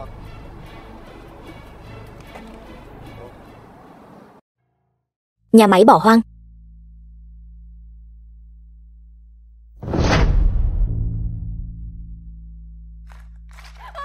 Vợ yêu. Nhỏ tiếng thôi. Lát nữa. Tha hồ la. Đừng có không biết điều. Ông đây còn chưa chê mày là Hằng đã bị người ta chơi chán rồi. Mày dám khạc nhổ vào người tao sao? Trung thiếu, xin anh tha cho tôi. Hàn gia nhất định hậu tạ. Huống hổ tôi với Lạc Vân. Đừng có nhắc đến hắn ta với tôi. Nếu không phải tại hắn, chúng ta đã kết hôn từ lâu rồi. Trung Kỳ Lân, cho dù không có Lạc Vân, tôi cũng không thể gả cho anh. Bây giờ cô hối hận vẫn còn kịp. Vẫn còn là thiếu phu nhân của Trung gia. Nếu không thì tôi sẽ chơi cô từ trước ra sau, quay thành video, gửi cho tên chồng vô dụng của cô xem.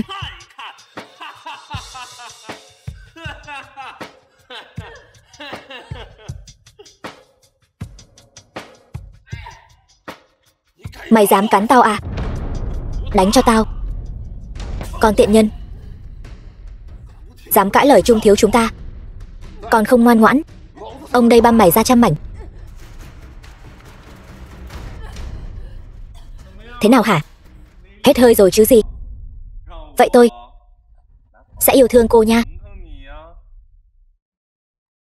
Sao vậy? Sao tôi không cử động được? Mày dám phá hỏng chuyện tốt của tao, dám động vào đàn bà của tao. Mày hỏi ý kiến tao chưa? Đừng tưởng mày thừa kế Lạc gia là mày ghê gớm. Ở Tân Thành này chưa có ai dám động đến tao đâu.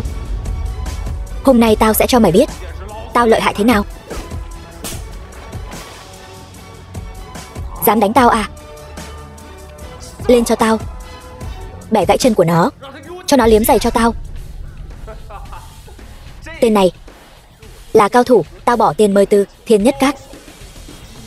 Hôm nay chính là ngày tàn của mày. Người đứng đầu Thiên Nhất Các quyền pháp cũng chỉ đến thế mà thôi. Mày là cái thá gì? Đồ vô dụng. Bây giờ quỳ xuống, nhận lỗi với ông đây, rồi dập đầu 3 cái. Tao sẽ cân nhắc tha cho mày một mạng. Các ngươi là người của Thiên Nhất Các. Không biết tao sao? Tao không quen biết. Tao là người của Viu Mỹ. Biết sợ chưa? Được, cho mày một cơ hội. Gọi điện cho Viu Mỹ, bảo cô ta tới đây. Mày bảo tao gọi thì tao sẽ gọi hả? Mày là ai? Tao thấy mày là không muốn sống nữa rồi. Tên cặn bã như mày mà cũng dám ra lệnh cho nữ cao thủ đệ nhất của chủ thượng. Đợi Viu Mỹ đến sẽ biết ai mới là người không muốn sống. Trung thiếu, đừng nói nhảm với hắn nữa, phế hắn luôn đi. Được, gọi đi. Đợi người tới rồi. Tao muốn xem thử tên cặn bã này sẽ nhận cái kết đắng nào đây.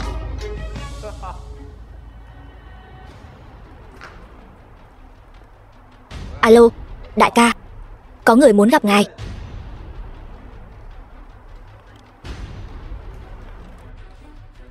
Nhãi danh, cứ chờ đại ca bọn tao tới, bẻ gãy chân của mày.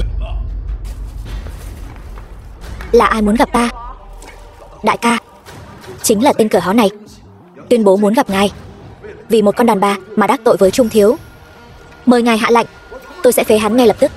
Hàn tiểu thư, vô lễ. Nữ nhân của chủ thượng mà ngươi cũng dám động vào, chán sống rồi sao? Đại ca, tôi sai rồi.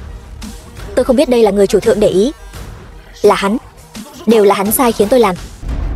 Trung gia dám động vào nữ nhân chủ thượng để ý, chán sống rồi sao? Không phải tôi, là hắn ta, là Lạc Vân.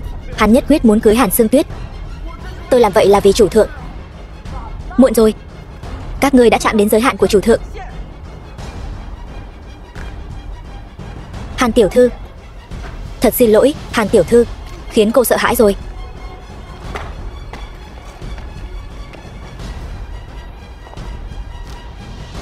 Đây là nữ nhân mà chủ thượng để ý. Các ngươi có mấy cái đầu mà dám động vào cô ấy? Đại ca, tôi sai rồi, hãy tha cho tôi. Tôi cũng bị tiểu nhân lợi dụng. Còn ngươi, bất kính với chủ thượng.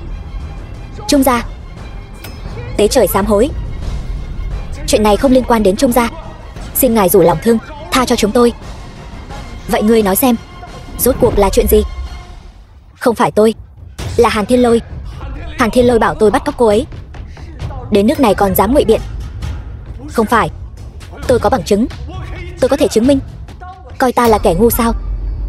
Hàn Thiên Lôi là anh ruột của Hàn Sương Tuyết. Hắn ta làm sao lại giúp người bắt cóc Hàn Sương Tuyết? Hàn gia bọn họ nợ tiền tôi, bán Hàn Sương Tuyết cho tôi. Ngươi nói bậy. Hàn gia từ khi nào nợ tiền ngươi? Chính là bản hợp đồng ngươi ký với ta. Bọn họ hoặc là trả tiền cho ta, hoặc là bán ngươi cho ta. Ngươi đoán xem bọn họ chọn thế nào? Không thể nào.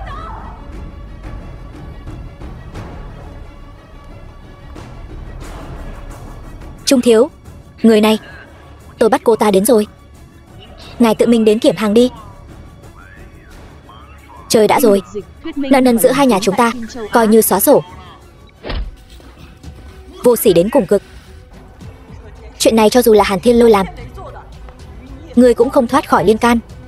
Đắc tội với chủ thượng, Trung gia các ngươi không còn đường sống. Chẳng lẽ chủ thượng lại là tên cặn bã đó? Chuyện này không thể nào.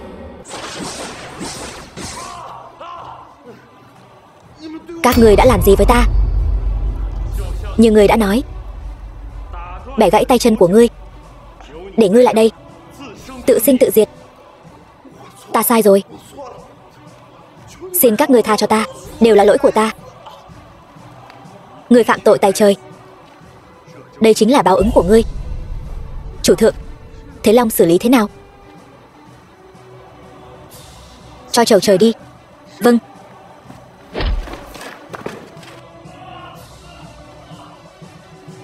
Xin các ngươi hãy tha cho ta, ta sai rồi.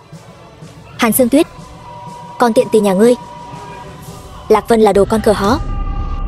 Nhà của Lạc Vân, ngươi cứ nghỉ ngơi đi, chuyện khác giao cho ta xử lý. Lạc Vân, cảm ơn ngươi. Đừng sợ, có ta ở đây, không ai có thể bắt nạt ngươi.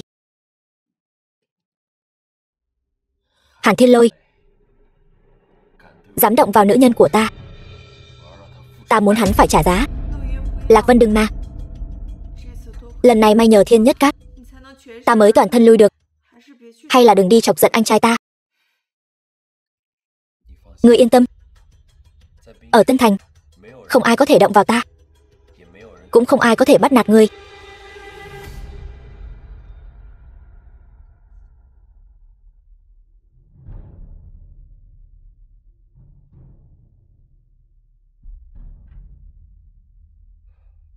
Chuẩn bị xe, đến Hàn gia. Ngươi nói cái gì?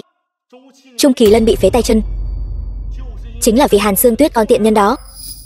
Thiếu gia, thật 100%, Viu Mỹ đích thân đến. Lui xuống đi. Tiêu rồi. Nếu Lạc Vân này cứ ở lại, sợ là Thiên Nhất Các sẽ đối đầu với Hàn gia ta. Hoảng cái gì? Thiên Nhất Các bảo vệ Hàn Sương Tuyết, chứ đâu phải Lạc Vân. Ba nói vậy là ta rất khinh thường Lạc Vân, tự cho mình là thiên hạ đệ nhất,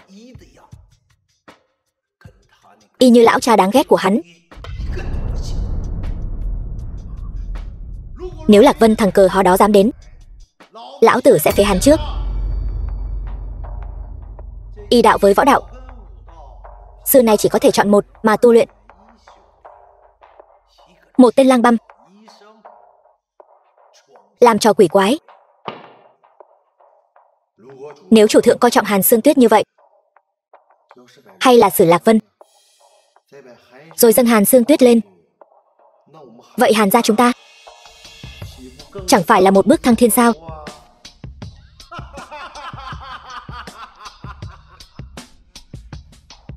Lạc Vân, ba người nợ ta. Ta muốn người nợ máu trả máu. Hàn Thiên Lôi, ngươi cút ra đây cho lão tử. Cặn bã này đều là tại ngươi, hại đại ca ta tay chân bị phế nằm ở đó. Nhị thiếu gia, người làm hại đại ca ngươi là Lạc Vân. Nếu không phải vì hắn, Thiên Nhất Các làm sao tìm được đến đó?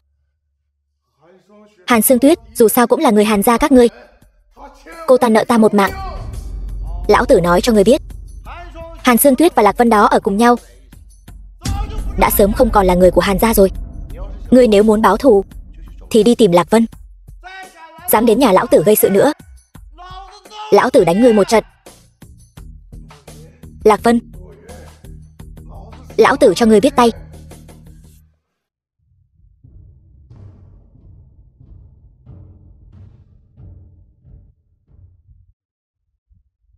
Lạc Vân, người cút đi.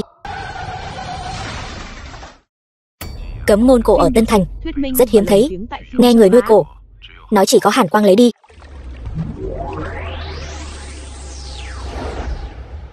Có ai không? À Vân, Gia Gia, là ngươi sao? À Vân, thấy con lớn rồi. Gia Gia, thấy rất vui. Thì ra ngài không phải không muốn gặp con. Truyền thừa võ đạo, chăm chỉ tu luyện, một ngày nào đó nhất định sẽ đột phá. Cẩn thận kẻ gian bên cạnh, tuyệt đối bảo trọng. Gia Gia, rốt cuộc muốn nhắc nhở ta điều gì?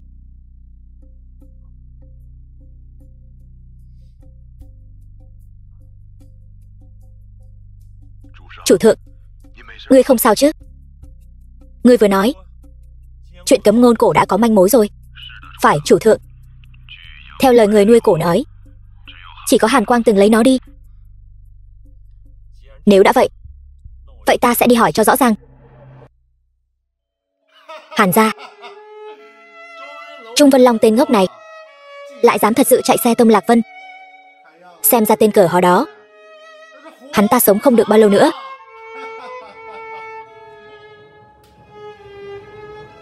Lạc Phong, con trai ngươi sắp đi gặp ngươi rồi. Ta còn sống, có phải đã làm các ngươi quá thất vọng rồi không? Không thể nào, ngươi không phải. Ta không phải bị Trung Vân Long lái xe tông sao? Vẫn còn sống chứ gì? Hàn bá phụ có cấm ngôn cổ trong tay, thứ tốt như vậy, ta đương nhiên phải đích thân đến xem. Ta không hiểu ngươi đang nói gì. Ta thấy ngươi điên rồi. Tên cặn bã nhà ngươi mạng cũng lớn thật. Vậy thì sao? Tông ngươi là Trung Vân Long, không phải lão tử. Ngươi đến nhà ta làm gì? Còn dám vu oan cha ta. Ngươi bắt cóc vợ ta, tặng cho Trung Kỳ Lân để lấy lòng. Ta không nên đến đòi một lời giải thích sao? Ngươi tưởng mình là cái thá gì? Cũng xứng cưới con gái của Hàn gia, phá hỏng hôn sự của Sương Tuyết và chúa thượng. Ta còn chưa tính sổ với ngươi đâu. Hàn Sương Tuyết là một con người, cô ấy không phải đồ chơi của các ngươi. Ta cưới Sương Tuyết, cô ấy chính là người phụ nữ tôn quý nhất ở Tân Thành. Ta thấy ngươi điên rồi. Một gia tộc suy tàn như ngươi cũng dám so sánh với chủ thượng. Hàn Thiên Lôi, ngươi dám động vào nữ nhân của ta, ngươi nghĩ kỹ hậu quả chưa? Ta không nghe lầm chứ? Ngươi muốn lấy mạng ta sao? Được thôi, hôm nay ta sẽ ở đây chờ, Ta xem ngươi lấy mạng kiểu gì. Không biết tự lượng sức mình.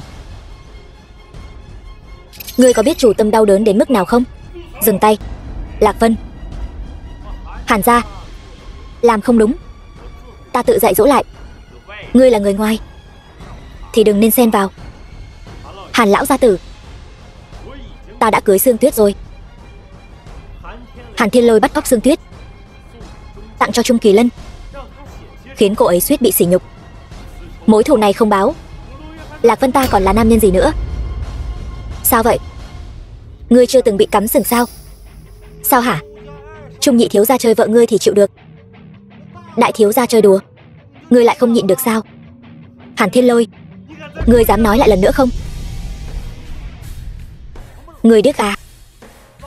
Lão tử nói ngươi là con rùa ngàn năm. Đau quá đi. Tên cặn bã nhà ngươi, mày đã làm gì với ông đây hả? Cha, thằng cặn bã này dám động thủ với Thiên Lôi chúng ta, thật đáng lôi ra đánh mà. Nếu không, sau này ở đất Tân Thành còn ai coi nhà họ Hàn chúng ta ra gì nữa? Ông nội, ông mau nói giúp cháu một câu đi. Đúng là nên dạy dỗ lại rồi. Tên cặn bã nhà ngươi, cứ chờ mà bị đánh gãy chân của mày đi. Thằng nhãi danh, mau quỳ xuống cho ta. Ông nội cháu, mau quỳ xuống cho ta. Ông nội, sao ông lại banh vực Lạc Vân như thế? Cháu có phải là cháu ruột của ông không vậy? Mày còn dám nói, còn dám cãi sao? Ông nội, thằng bất hiếu, nhà họ Hàn chúng ta bị mày hại thảm rồi. Ông nội, cháu đã làm gì chứ? Hãy xem cho kỹ. Đây đều là do người của Thiên Nhất Các đưa tới. Mấy năm nay mày đã làm bao nhiêu chuyện xấu, còn cần tao nói cho mày biết nữa sao?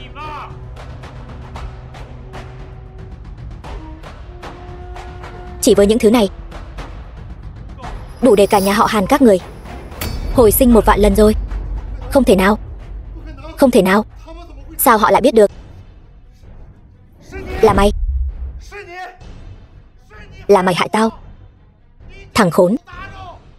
Không ai hại mày cả, là tự mày hại mình, hại cả nhà họ Hàn. Tất cả đều là do cái thứ nghiệt chủng này đắc tội với chủ thượng. Nhà họ Hàn chúng ta hết cứu rồi. Nhà họ Hàn vẫn còn cứu được. Cậu nói gì cơ? Nhà họ Hàn vẫn còn cứu được. Cậu có cách nào? Cha, hắn ta chắc chắn là đang lừa cha đó. Hắn cùng lắm chỉ là một con chó sau lưng các chủ và Viu Mỹ thôi. Lạc Vân, bây giờ cậu coi như là chồng của Sương Tuyết, nhưng cũng đừng tự cao tự đại quá. Chủ thượng nể mặt Sương Tuyết, cậu cũng chỉ là nhờ hơi của cô ấy thôi. Hàn lão gia tử, tôi bây giờ chỉ cần một cuộc điện thoại là có thể khiến tất cả những chuyện xấu xa của nhà họ Hàn đều bị phơi bày ra ánh sáng. Muốn bảo vệ nhà họ Hàn, trừ phi bắt Hàn Thiên Lôi quỳ xuống, xin lỗi vợ tôi. Đừng có nằm mơ. Đôi cẩu nam nữ các ngươi chỉ xứng với chó mà sống đời đời kiếp kiếp. Muốn ta xin lỗi, trừ phi lấy được mạng ta. Được, như người mong muốn.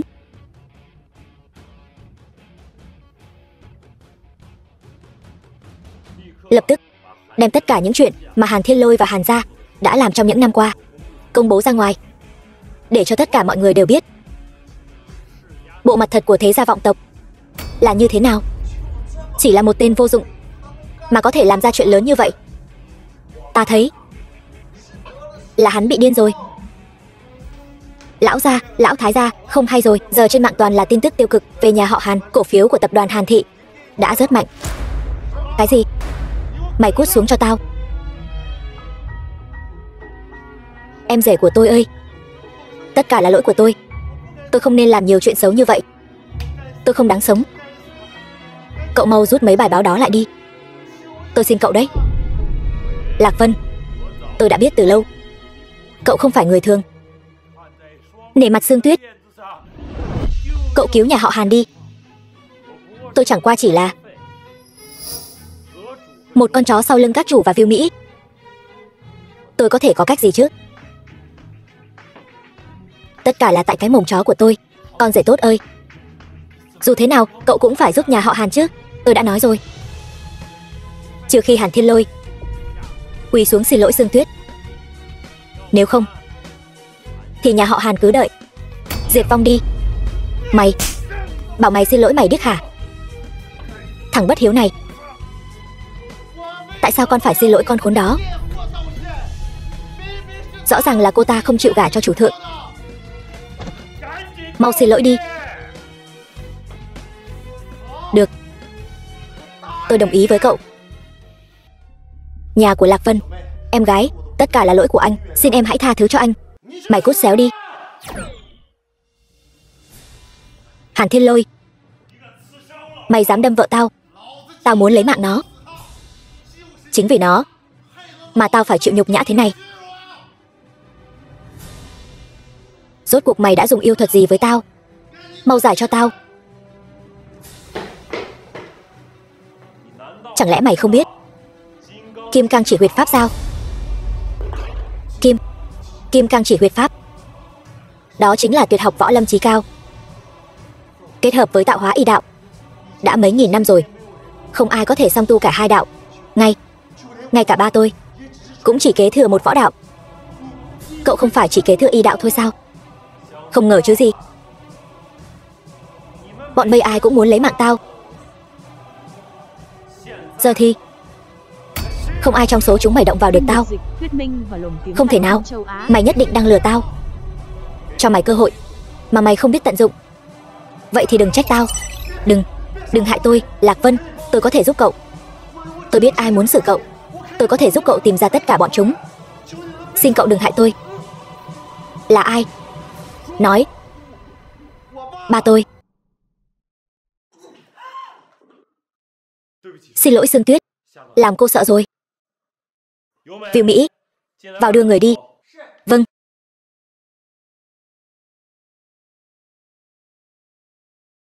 Lạc Vân, xin lỗi. Không ngờ ba tôi lại. Cô là cô, ông ấy là ông ấy. Tôi sẽ không trách cô, nhưng cũng sẽ không tha thứ cho ông ta. Chủ thượng, đây là các chủ sư huynh đưa cho ngài, dặn ngài phải thật cẩn thận. Chủ thượng tu luyện võ đạo cũng đã rất lâu rồi, sắp sửa nghênh đón thiên kiếp. Gần đây phải hết sức cẩn thận, để phòng tâm trí bị kích động, tẩu hỏa nhập ma.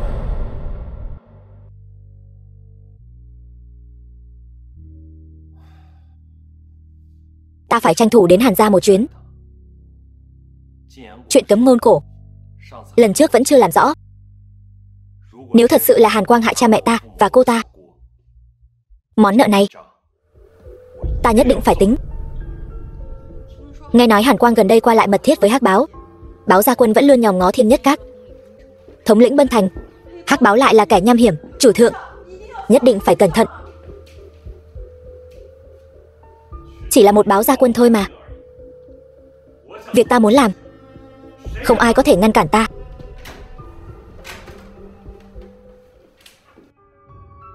Hàn gia, ngươi yên tâm. Ta còn muốn Lạc Vân thân bại danh liệt hơn cả ngươi. Được, ta sẽ cho ngươi một cơ hội. Hôm nay ta sẽ hẹn Lạc Vân gặp mặt tại Bạch Kim hội sở. Tối nay cứ xem ngươi thế nào. Lạc Vân, hắn lại dám bán tôi đến nơi đó để ta chịu hết nhục nhã.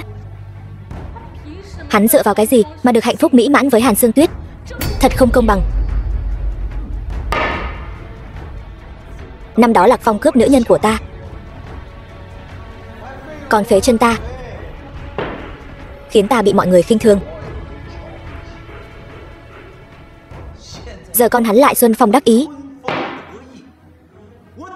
Sao ta cam tâm được? Đây là loại hương chuyên dùng trong rạp của chúng ta, dùng để đối phó với những con nhỏ không nghe lời. Chỉ cần một giọt Ngay cả hòa thượng cũng sẽ phạm giới.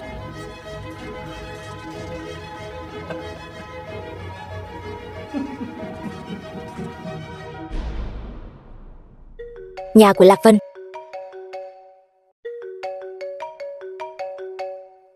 Hàn Quang. Sao hắn lại liên lạc với ta?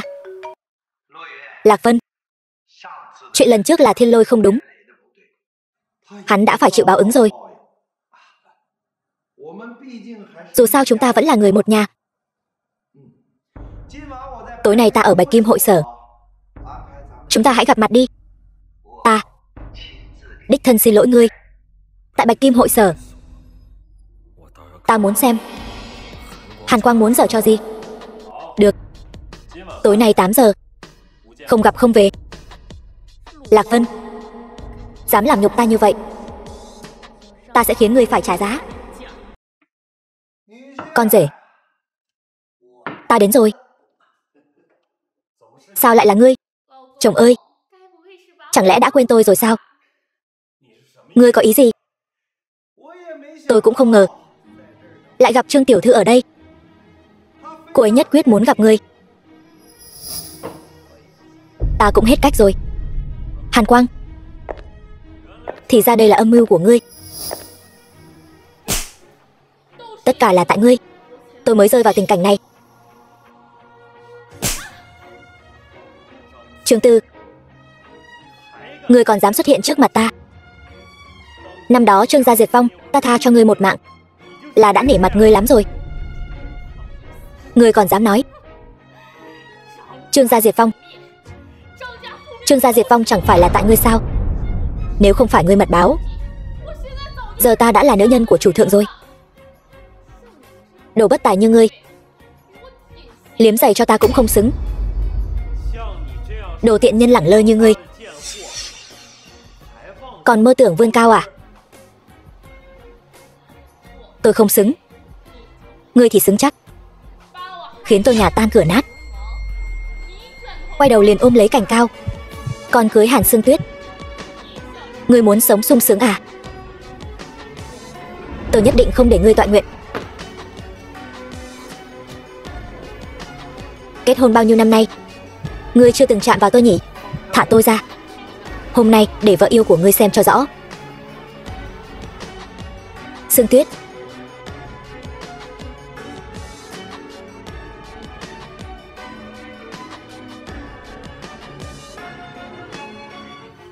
Lạc Vân. Lạc Vân à? Trương Tư, đồ vô liêm sỉ, ngươi cứ đợi đấy. Cứ thế mà đi sao? Hàn Quang, thì ra tất cả là do ông làm. Tôi không hiểu anh đang nói gì.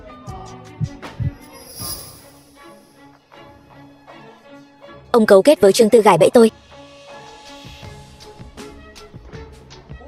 Tôi có lừa anh đâu. Tôi chỉ tình cờ gặp Trương tiểu thư ở cửa thôi. Không ngờ lại được xem một vở kịch hay.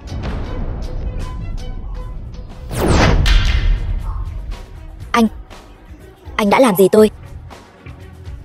Cơn đau này không bằng 1/1000 nỗi đau mất người thân. Lạc Vân, đấu với tôi, anh còn non lắm.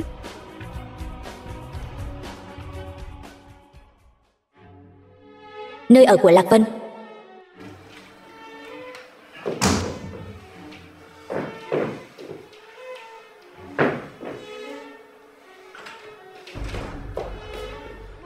Lạc Vân, anh sao vậy?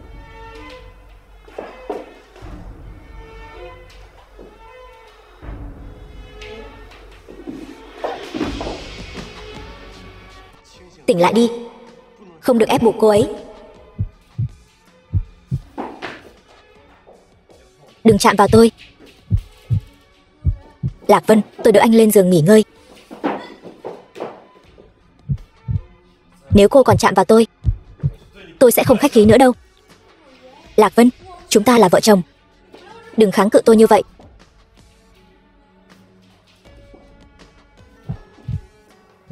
Tôi đang làm gì thế này? Mau dừng lại. Nhưng mà cô ấy thơm quá.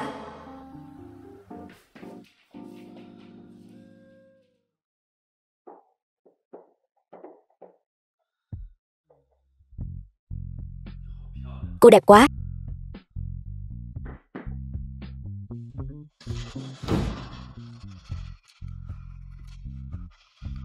Tôi đồng ý. Anh yêu em.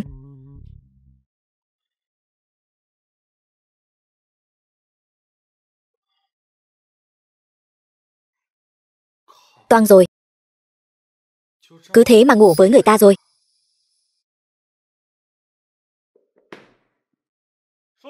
Sương Tuyết.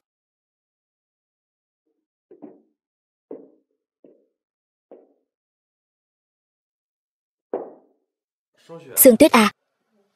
Đêm qua chúng ta. Lạc Vân. Đồ vô sỉ. Sương Tuyết, cô sao vậy? Cô bình tĩnh lại đi. Cái video dơ bẩn đó, có muốn tôi gửi cho anh xem không? Nếu đã hết tình cảm, tại sao còn muốn ở bên tôi? Không phải như cô nghĩ đâu. Cô nghe tôi giải thích.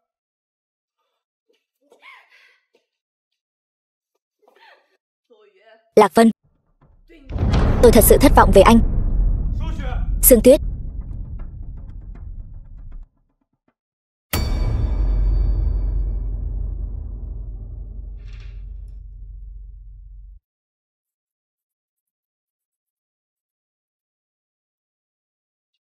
Bằng mọi cách, mang Trương Tư đến cho ta. Bắt sống cô ta. Chủ thượng, người đã được đưa đến. Cho cô ta vào.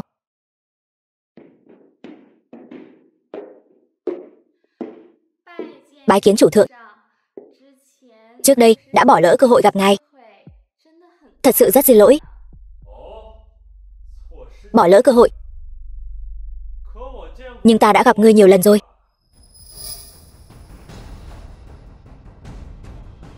Chủ thượng, ngài gọi người ta đến.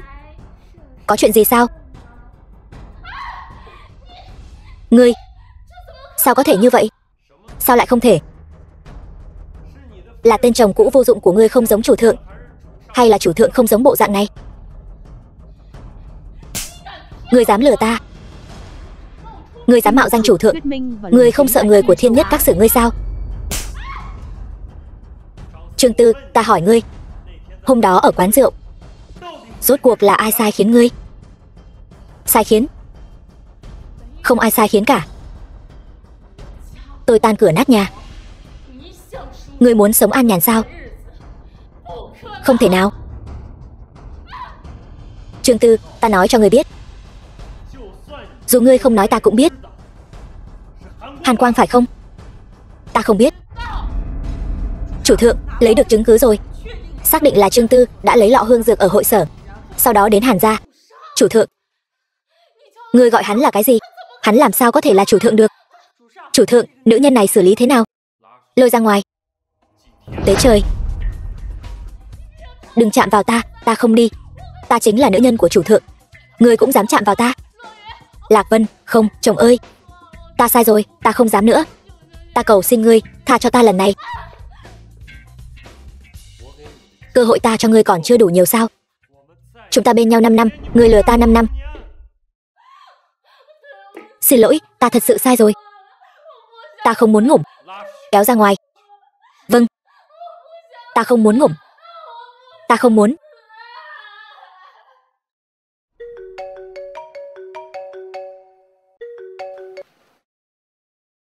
Sương Tuyết, hết giận rồi sao? Lạc Vân, anh mau chạy đi. Sương Tuyết, cô sao vậy? Tóm lại anh mau chạy đi, cha tôi. Alo. Này Sương Tuyết. Sương Tuyết. Hàn gia, dám lén báo tin hả? Ta cho người biết tay. Lạc Vân à Lạc Vân, người tu y đạo, ta tu võ đạo. Bấy nhiêu năm, cuối cùng cũng luyện thành.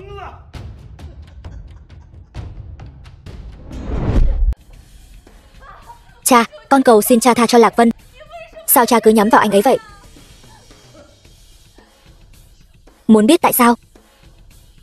Vậy lão tử sẽ nói cho người biết. Tất cả là vì cha nó, Lạc Phong,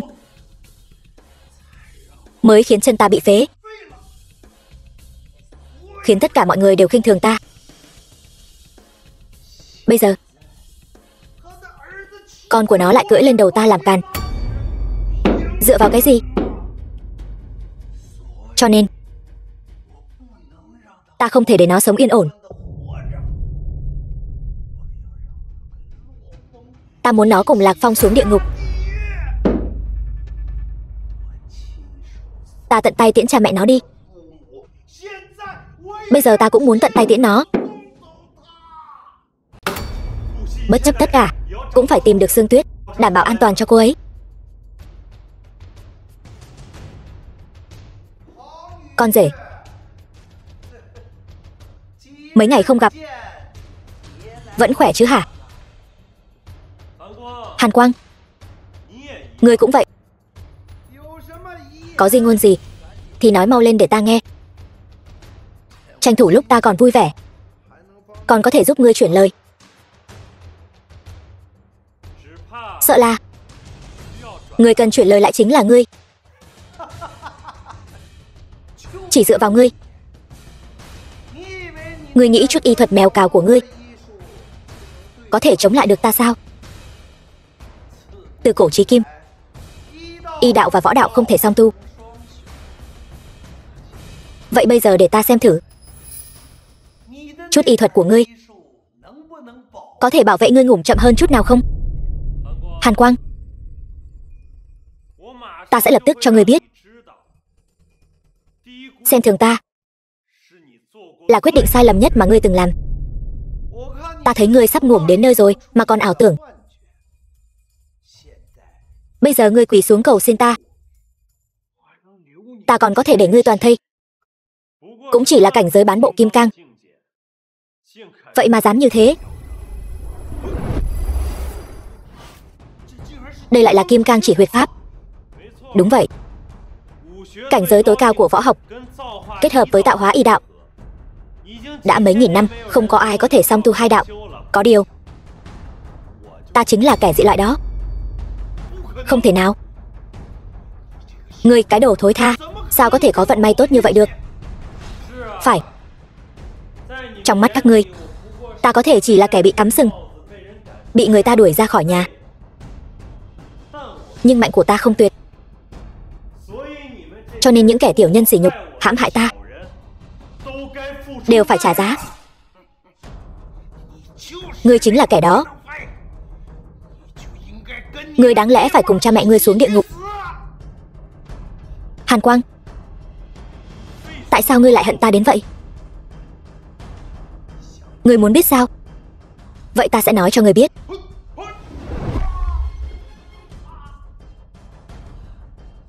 Hàn Quang, rốt cuộc tại sao ngươi lại hận ta đến thế? Vậy thì ngươi hãy đi hỏi cha ngươi đi.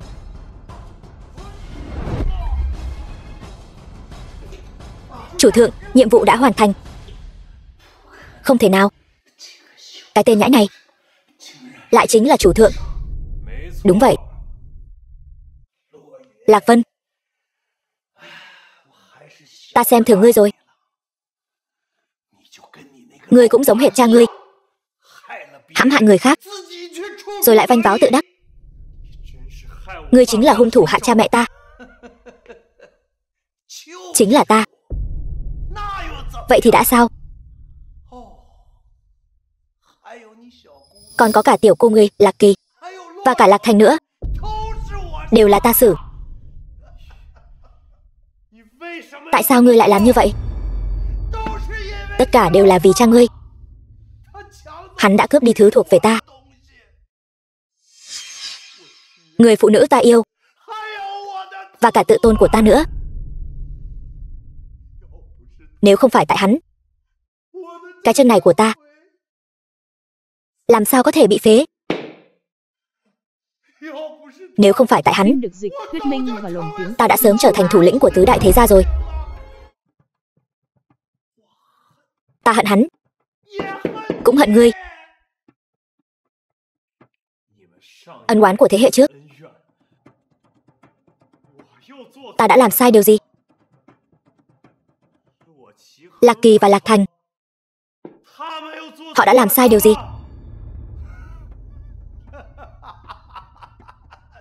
Lạc Vân,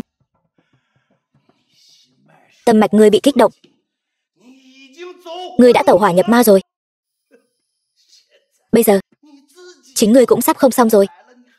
Ngươi còn lo cho người khác sao? Hay là lo nghĩ xem làm sao để sống sót đi? Chủ thượng.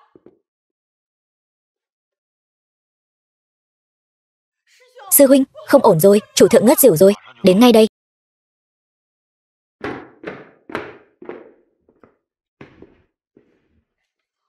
Quả nhiên là khí huyết đảo ngược. Chủ thượng có phải đã bị kích động gì không? Là thuộc hạ thất trách, đến muộn một bước, không bảo vệ được chủ thượng. Bây giờ chỉ có một thứ có thể cứu chủ thượng. Là gì? Vảy hắc long. Ở đâu? Theo ta được biết, vảy hắc long ở Tân Thành chỉ có một mảnh. Vốn dĩ là ở Trương gia, nhưng hiện tại Trương gia đã diệt vong. Không biết những người còn lại có bằng lòng giao ra hay không. Ta đi lấy. Trương gia. Lạc Vân, con là con rể ta, không được làm hại Trương gia, không được làm hại Trương gia. Trương gia ta đã diệt vong, sao còn có khách đến thăm? Chủ thượng đến rồi, chủ thượng đến rồi, chủ thượng tha mạng, chủ thượng tha mạng, chủ thượng tha mạng. Sao? Thiên Nhất Các còn muốn đuổi tận xử tuyệt Trương gia chúng tôi sao? Chủ thượng có lệnh, giao ra vảy hắc long của Trương gia. Ta không giao. Tuyệt đối đừng manh động. Nếu vảy hắc long bị hủy thì chủ thượng sẽ không còn đường cứu chữa. Ngươi cũng chỉ đến thế mà thôi. Trước đây ngươi mỗi lần đều vênh váo tự đắc. Trương gia chúng tôi trước đây vì bảo toàn địa vị gia tộc còn e sợ Thiên Nhất các ngươi. Nhưng bây giờ đâu còn gì để mất nữa. Ngươi có thể làm gì ta? Ta hỏi ngươi, giao hay không giao? Vảy hắc long này vốn là định đợi khi chủ thượng tiếp kiến chị ta sẽ dâng lên làm lễ vật. Nhưng bây giờ nhà ta bị diệt môn, bị loại khỏi tứ đại gia tộc. Vảy hắc long này tất nhiên là không thể giao. Ta khuyên ngươi đừng khinh người quá đáng. Ngươi phải nói với chủ thượng của các ngươi, bảo hắn hạ lệnh khôi phục địa vị Trương gia chúng tôi, và để ta làm thủ lĩnh tứ đại gia tộc.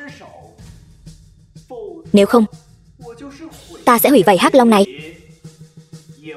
cũng sẽ không giao cho hắn. Ngươi cũng xứng đàm phán điều kiện với chủ thượng sao? Các ngươi đắc tội chủ thượng mới bị diệt môn, là đáng đời các ngươi.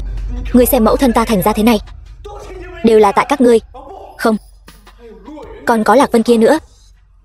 Nếu không phải hắn ngấm ngầm phá hoại, chị ta đã sớm gả cho chủ thượng rồi. Bọn ta cũng sẽ không rơi vào tình cảnh này. Ta hỏi ngươi lần cuối, giao hay không giao? Nếu ngươi không muốn cùng con mụ điên này ra đường ăn xin, ta khuyên ngươi tốt nhất nên biết điều. Ta không tin chủ thượng còn muốn một tay che trời ở Tân Thành.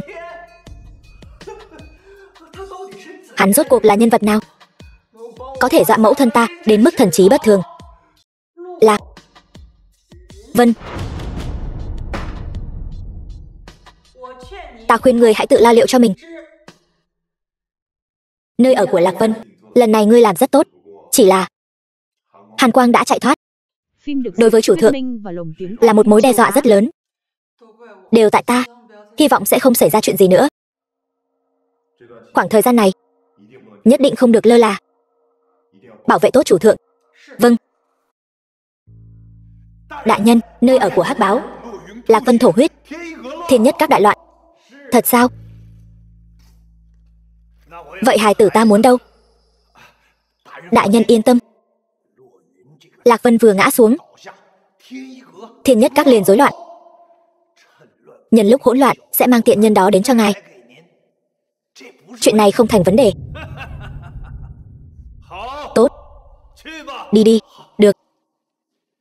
Nhưng thưa đại nhân, ta cần ngài ban cho ta một thứ. Tôi võ công không tinh thông, lại còn què một chân, ta e rằng không địch lại bọn chúng.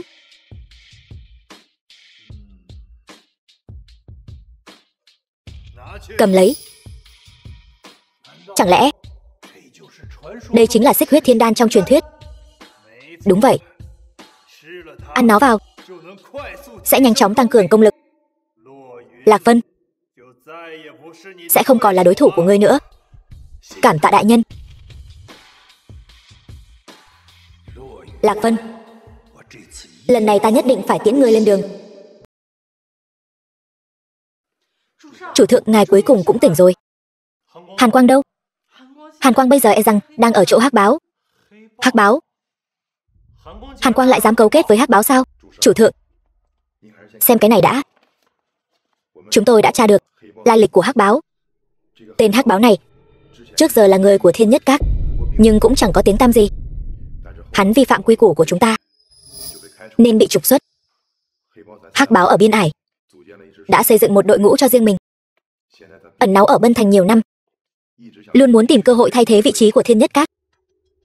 Trước đây bắt cóc con gái ta và dùng hồn châu đối phó với ta đều là chủ ý của hắn. Hắn ta hiện đang tu luyện một loại công pháp tà môn, nghe nói cần dùng những bé gái sinh vào giờ âm, ngày âm, tháng âm làm vật dẫn. Trước đây hắn chưa thành công, sau đó cũng không thấy động tĩnh gì. Ninh Ninh đâu? Đại tiểu thư đã được tôi sắp xếp ở một nơi bí mật, ngoài tôi ra chỉ có Hàn tiểu thư biết.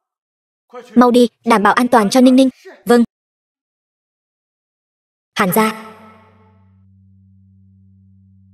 Ba ơi! Dì Sương Tuyết.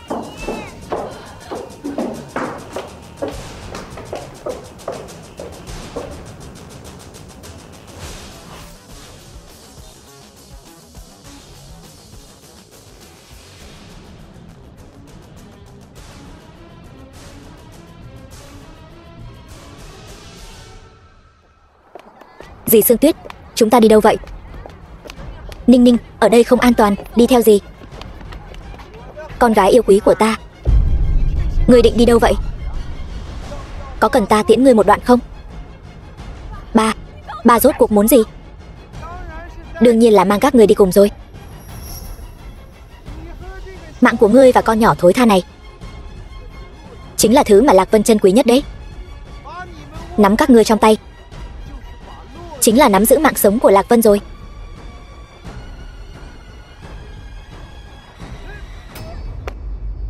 Nơi ở của Lạc Vân. Ninh Ninh đâu? Chủ thượng, đại tiểu thư không thấy đâu nữa. Nơi ở của Hắc Báo. Lần này làm việc rất tốt. Đại nhân, người đã được đưa đến rồi. Nhưng đại nhân, xin ngài hãy giúp tôi. Ngươi chẳng phải muốn làm thủ lĩnh của tứ đại gia tộc sao? Yên tâm, đợi ta luyện thành thần công, thống nhất Tân Thành, ta sẽ giúp ngươi thực hiện nguyện vọng.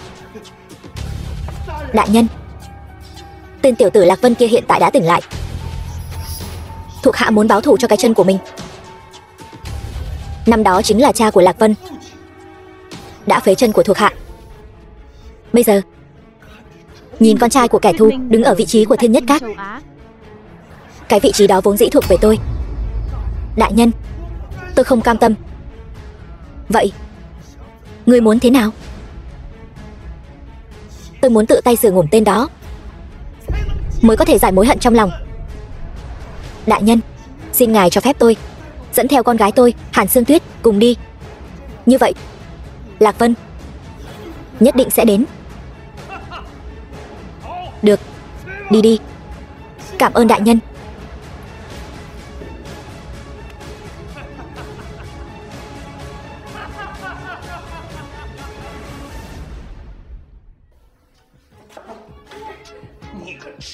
Đồ phản bội.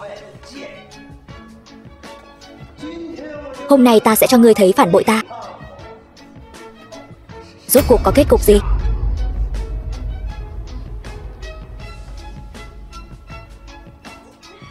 Lạc Vân, xem kìa, đây chính là nữ nhân của ngươi. Đẹp quá.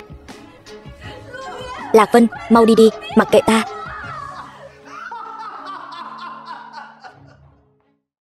Lạc Vân, công trường bỏ hoang. Ta biết ngươi có thuộc hạ tài giỏi, nhưng hôm nay ngươi chỉ được phép tự mình đến. Nếu để ta phát hiện ngươi dẫn theo người khác, ta sẽ xử Hàn Sương Tuyết. Hàn Quang, nếu ngươi dám động vào vợ của ta, ta sẽ khiến ngươi ngủm không toàn thây. Con gái ngoan. Đúng là con gái ngoan của ta. Ngươi đã giúp ta một việc lớn rồi. Ta nói cho ngươi biết, Lạc Vân buộc phải ngủm. Còn ngươi, đồ phản bội, ta sẽ cho ngươi thấy ta làm gì hắn. Ngươi còn chưa biết đúng không? Tên tiểu tử Lạc Vân đó đã tẩu hỏa nhập ma rồi, sắp đi đời rồi.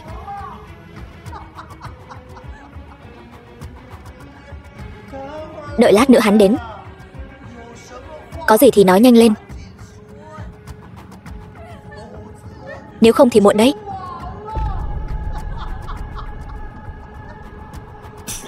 Câm miệng. Đợi hắn ngủm rồi khóc cũng không muộn. Sương Tuyết, vợ ơi, có ở đây không? Vợ ơi. Lạc Vân, đi đi, đừng đến đây. Sương Tuyết.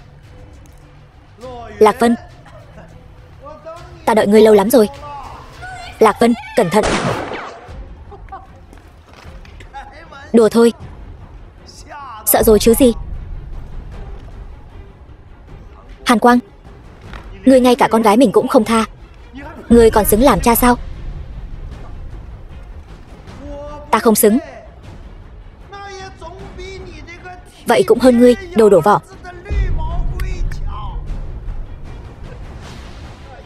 Đó đâu phải con gái ngươi. Ngươi căng thẳng vậy. Ngươi đã đưa Ninh Ninh đi đâu? Đã sớm đưa cho Hắc Báo đại nhân rồi. Đợi hắn luyện thành thần công, ở Tân Thành chính là thiên hạ của Báo gia quân. Còn ta chính là đứng đầu tứ đại thế gia. Mơ tưởng hão huyền. Đến lúc đó, ngươi đã sớm đi gặp người cha đã khuất của ngươi rồi. Đồ bại hoại như ngươi, cha ta năm xưa vẫn còn quá nhân từ, phế ngươi một chân. Nếu là ta, đã sớm nghiền ngươi thành cho rồi. Ta là đồ bại hoại. Ta là đồ bại hoại trong đám bại hoại. Lạc Vân, người khí huyết đảo ngược, e rằng công lực chỉ còn 8 phần thôi. Hôm nay ta sẽ cho ngươi thấy sự lợi hại của ta. Vậy thì ngươi cứ thử xem, nội công bị phế của ta còn có thể xử ngươi hay không? Chẳng lẽ ngươi thật sự cho rằng ta là kẻ què sao?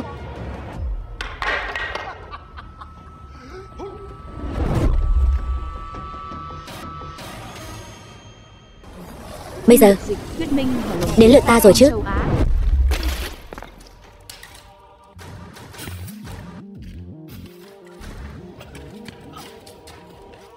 Tại sao? Sao nội công của ngươi không biến mất? Hàn Quang, hôm nay chính là ngày giỗ của ngươi. Đừng lại đây. Nếu ngươi tiến thêm một bước nữa, ta sẽ xử cô ta. Đừng làm hại cô ấy. Ngươi muốn gì ta cũng đáp ứng. Ta không cần gì cả. Ta chỉ cần mạng của ngươi. Cha ngươi đã cướp mất người đàn bà ta yêu. Bây giờ ta muốn cho ngươi cũng nếm trải nỗi đau này. Ba, đừng. Ta cầu xin ông đừng làm vậy. Ai là ba ngươi? Ăn cháo đá bát. Lạc Vân, xuống địa ngục đi.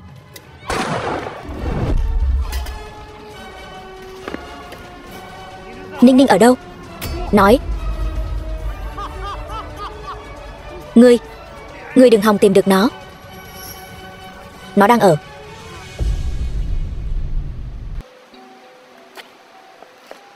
Hắn lại tự hạ cấm ngôn cổ lên mình. Ba. Xin lỗi Sương Tuyết. Ta đã sửa ông ấy rồi. Không trách ngươi. Là ông ấy quá chấp niệm chuyện cũ. Ngươi có biết Ninh Ninh ở đâu không? Nó ở chỗ Hắc Báo. Ta sẽ đi cứu nó về. Dám động đến con gái ta, ta sẽ cho hắn biết tay. Ta biết chỗ đó, đi theo ta. Quá nguy hiểm, ngươi hãy về đi. Ta tự mình đi được rồi. Dù sao bây giờ ngươi còn có con của chúng ta. Thật sao?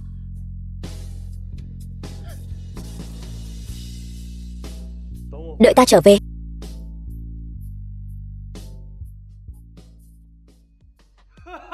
Nơi ở của Hắc Báo. Thiên thời địa lợi nhân hòa. Thần công của ta sắp luyện thành rồi. Ngươi là vật tế tốt nhất của ta.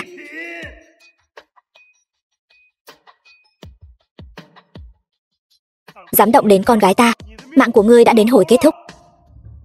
Cha, đừng sợ, cha đến đón con về nhà. Dựa vào ngươi, muốn cướp tế phẩm của ta. Mơ đi. Có thể hay không? Cứ chờ xem. Ninh Ninh, một võ đạo tông sư tẩu hỏa nhập ma, làm được gì chứ? Cũng chỉ là một tên phế vật. Mau cút đi, để lại con nhỏ này. Có lẽ ta còn có thể tha cho ngươi một mạng. Ta nói, thả con gái ta ra. Bây giờ ta sẽ hút cạn tinh túy của con danh này ngay trước mặt ngươi. Ta xem ngươi làm được gì. Vậy thì ngươi cứ thử xem kết cục của ngươi sẽ thảm hại đến mức nào. Một tên phế vật cũng dám một mình đến đây. Ta có gì mà không dám. Ai nói chỉ có một mình ta? Chủ thượng, sư huynh đã giăng thiên la địa võng. Báo gia quân sẽ lập tức bị vây bắt. Dựa vào hai người các ngươi, năm đó Thiên Nhất Các đã dồn ta đến đường cùng. Bây giờ ta đã khác xưa rồi. Đợi ta hút hết tinh túy của tiểu tử này, sẽ là ngày tận thế của các ngươi. Ninh Ninh,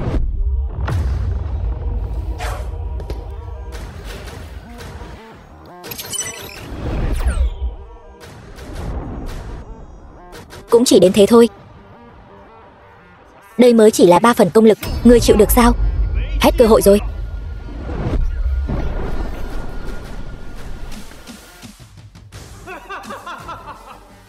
Đi ngủ đi. Viu Mỹ, Thiên thần hợp nhất. Nộ hỏa thiêu đốt cửu trùng thiên. Phá. Võ đạo tông sư quả nhiên rất mạnh.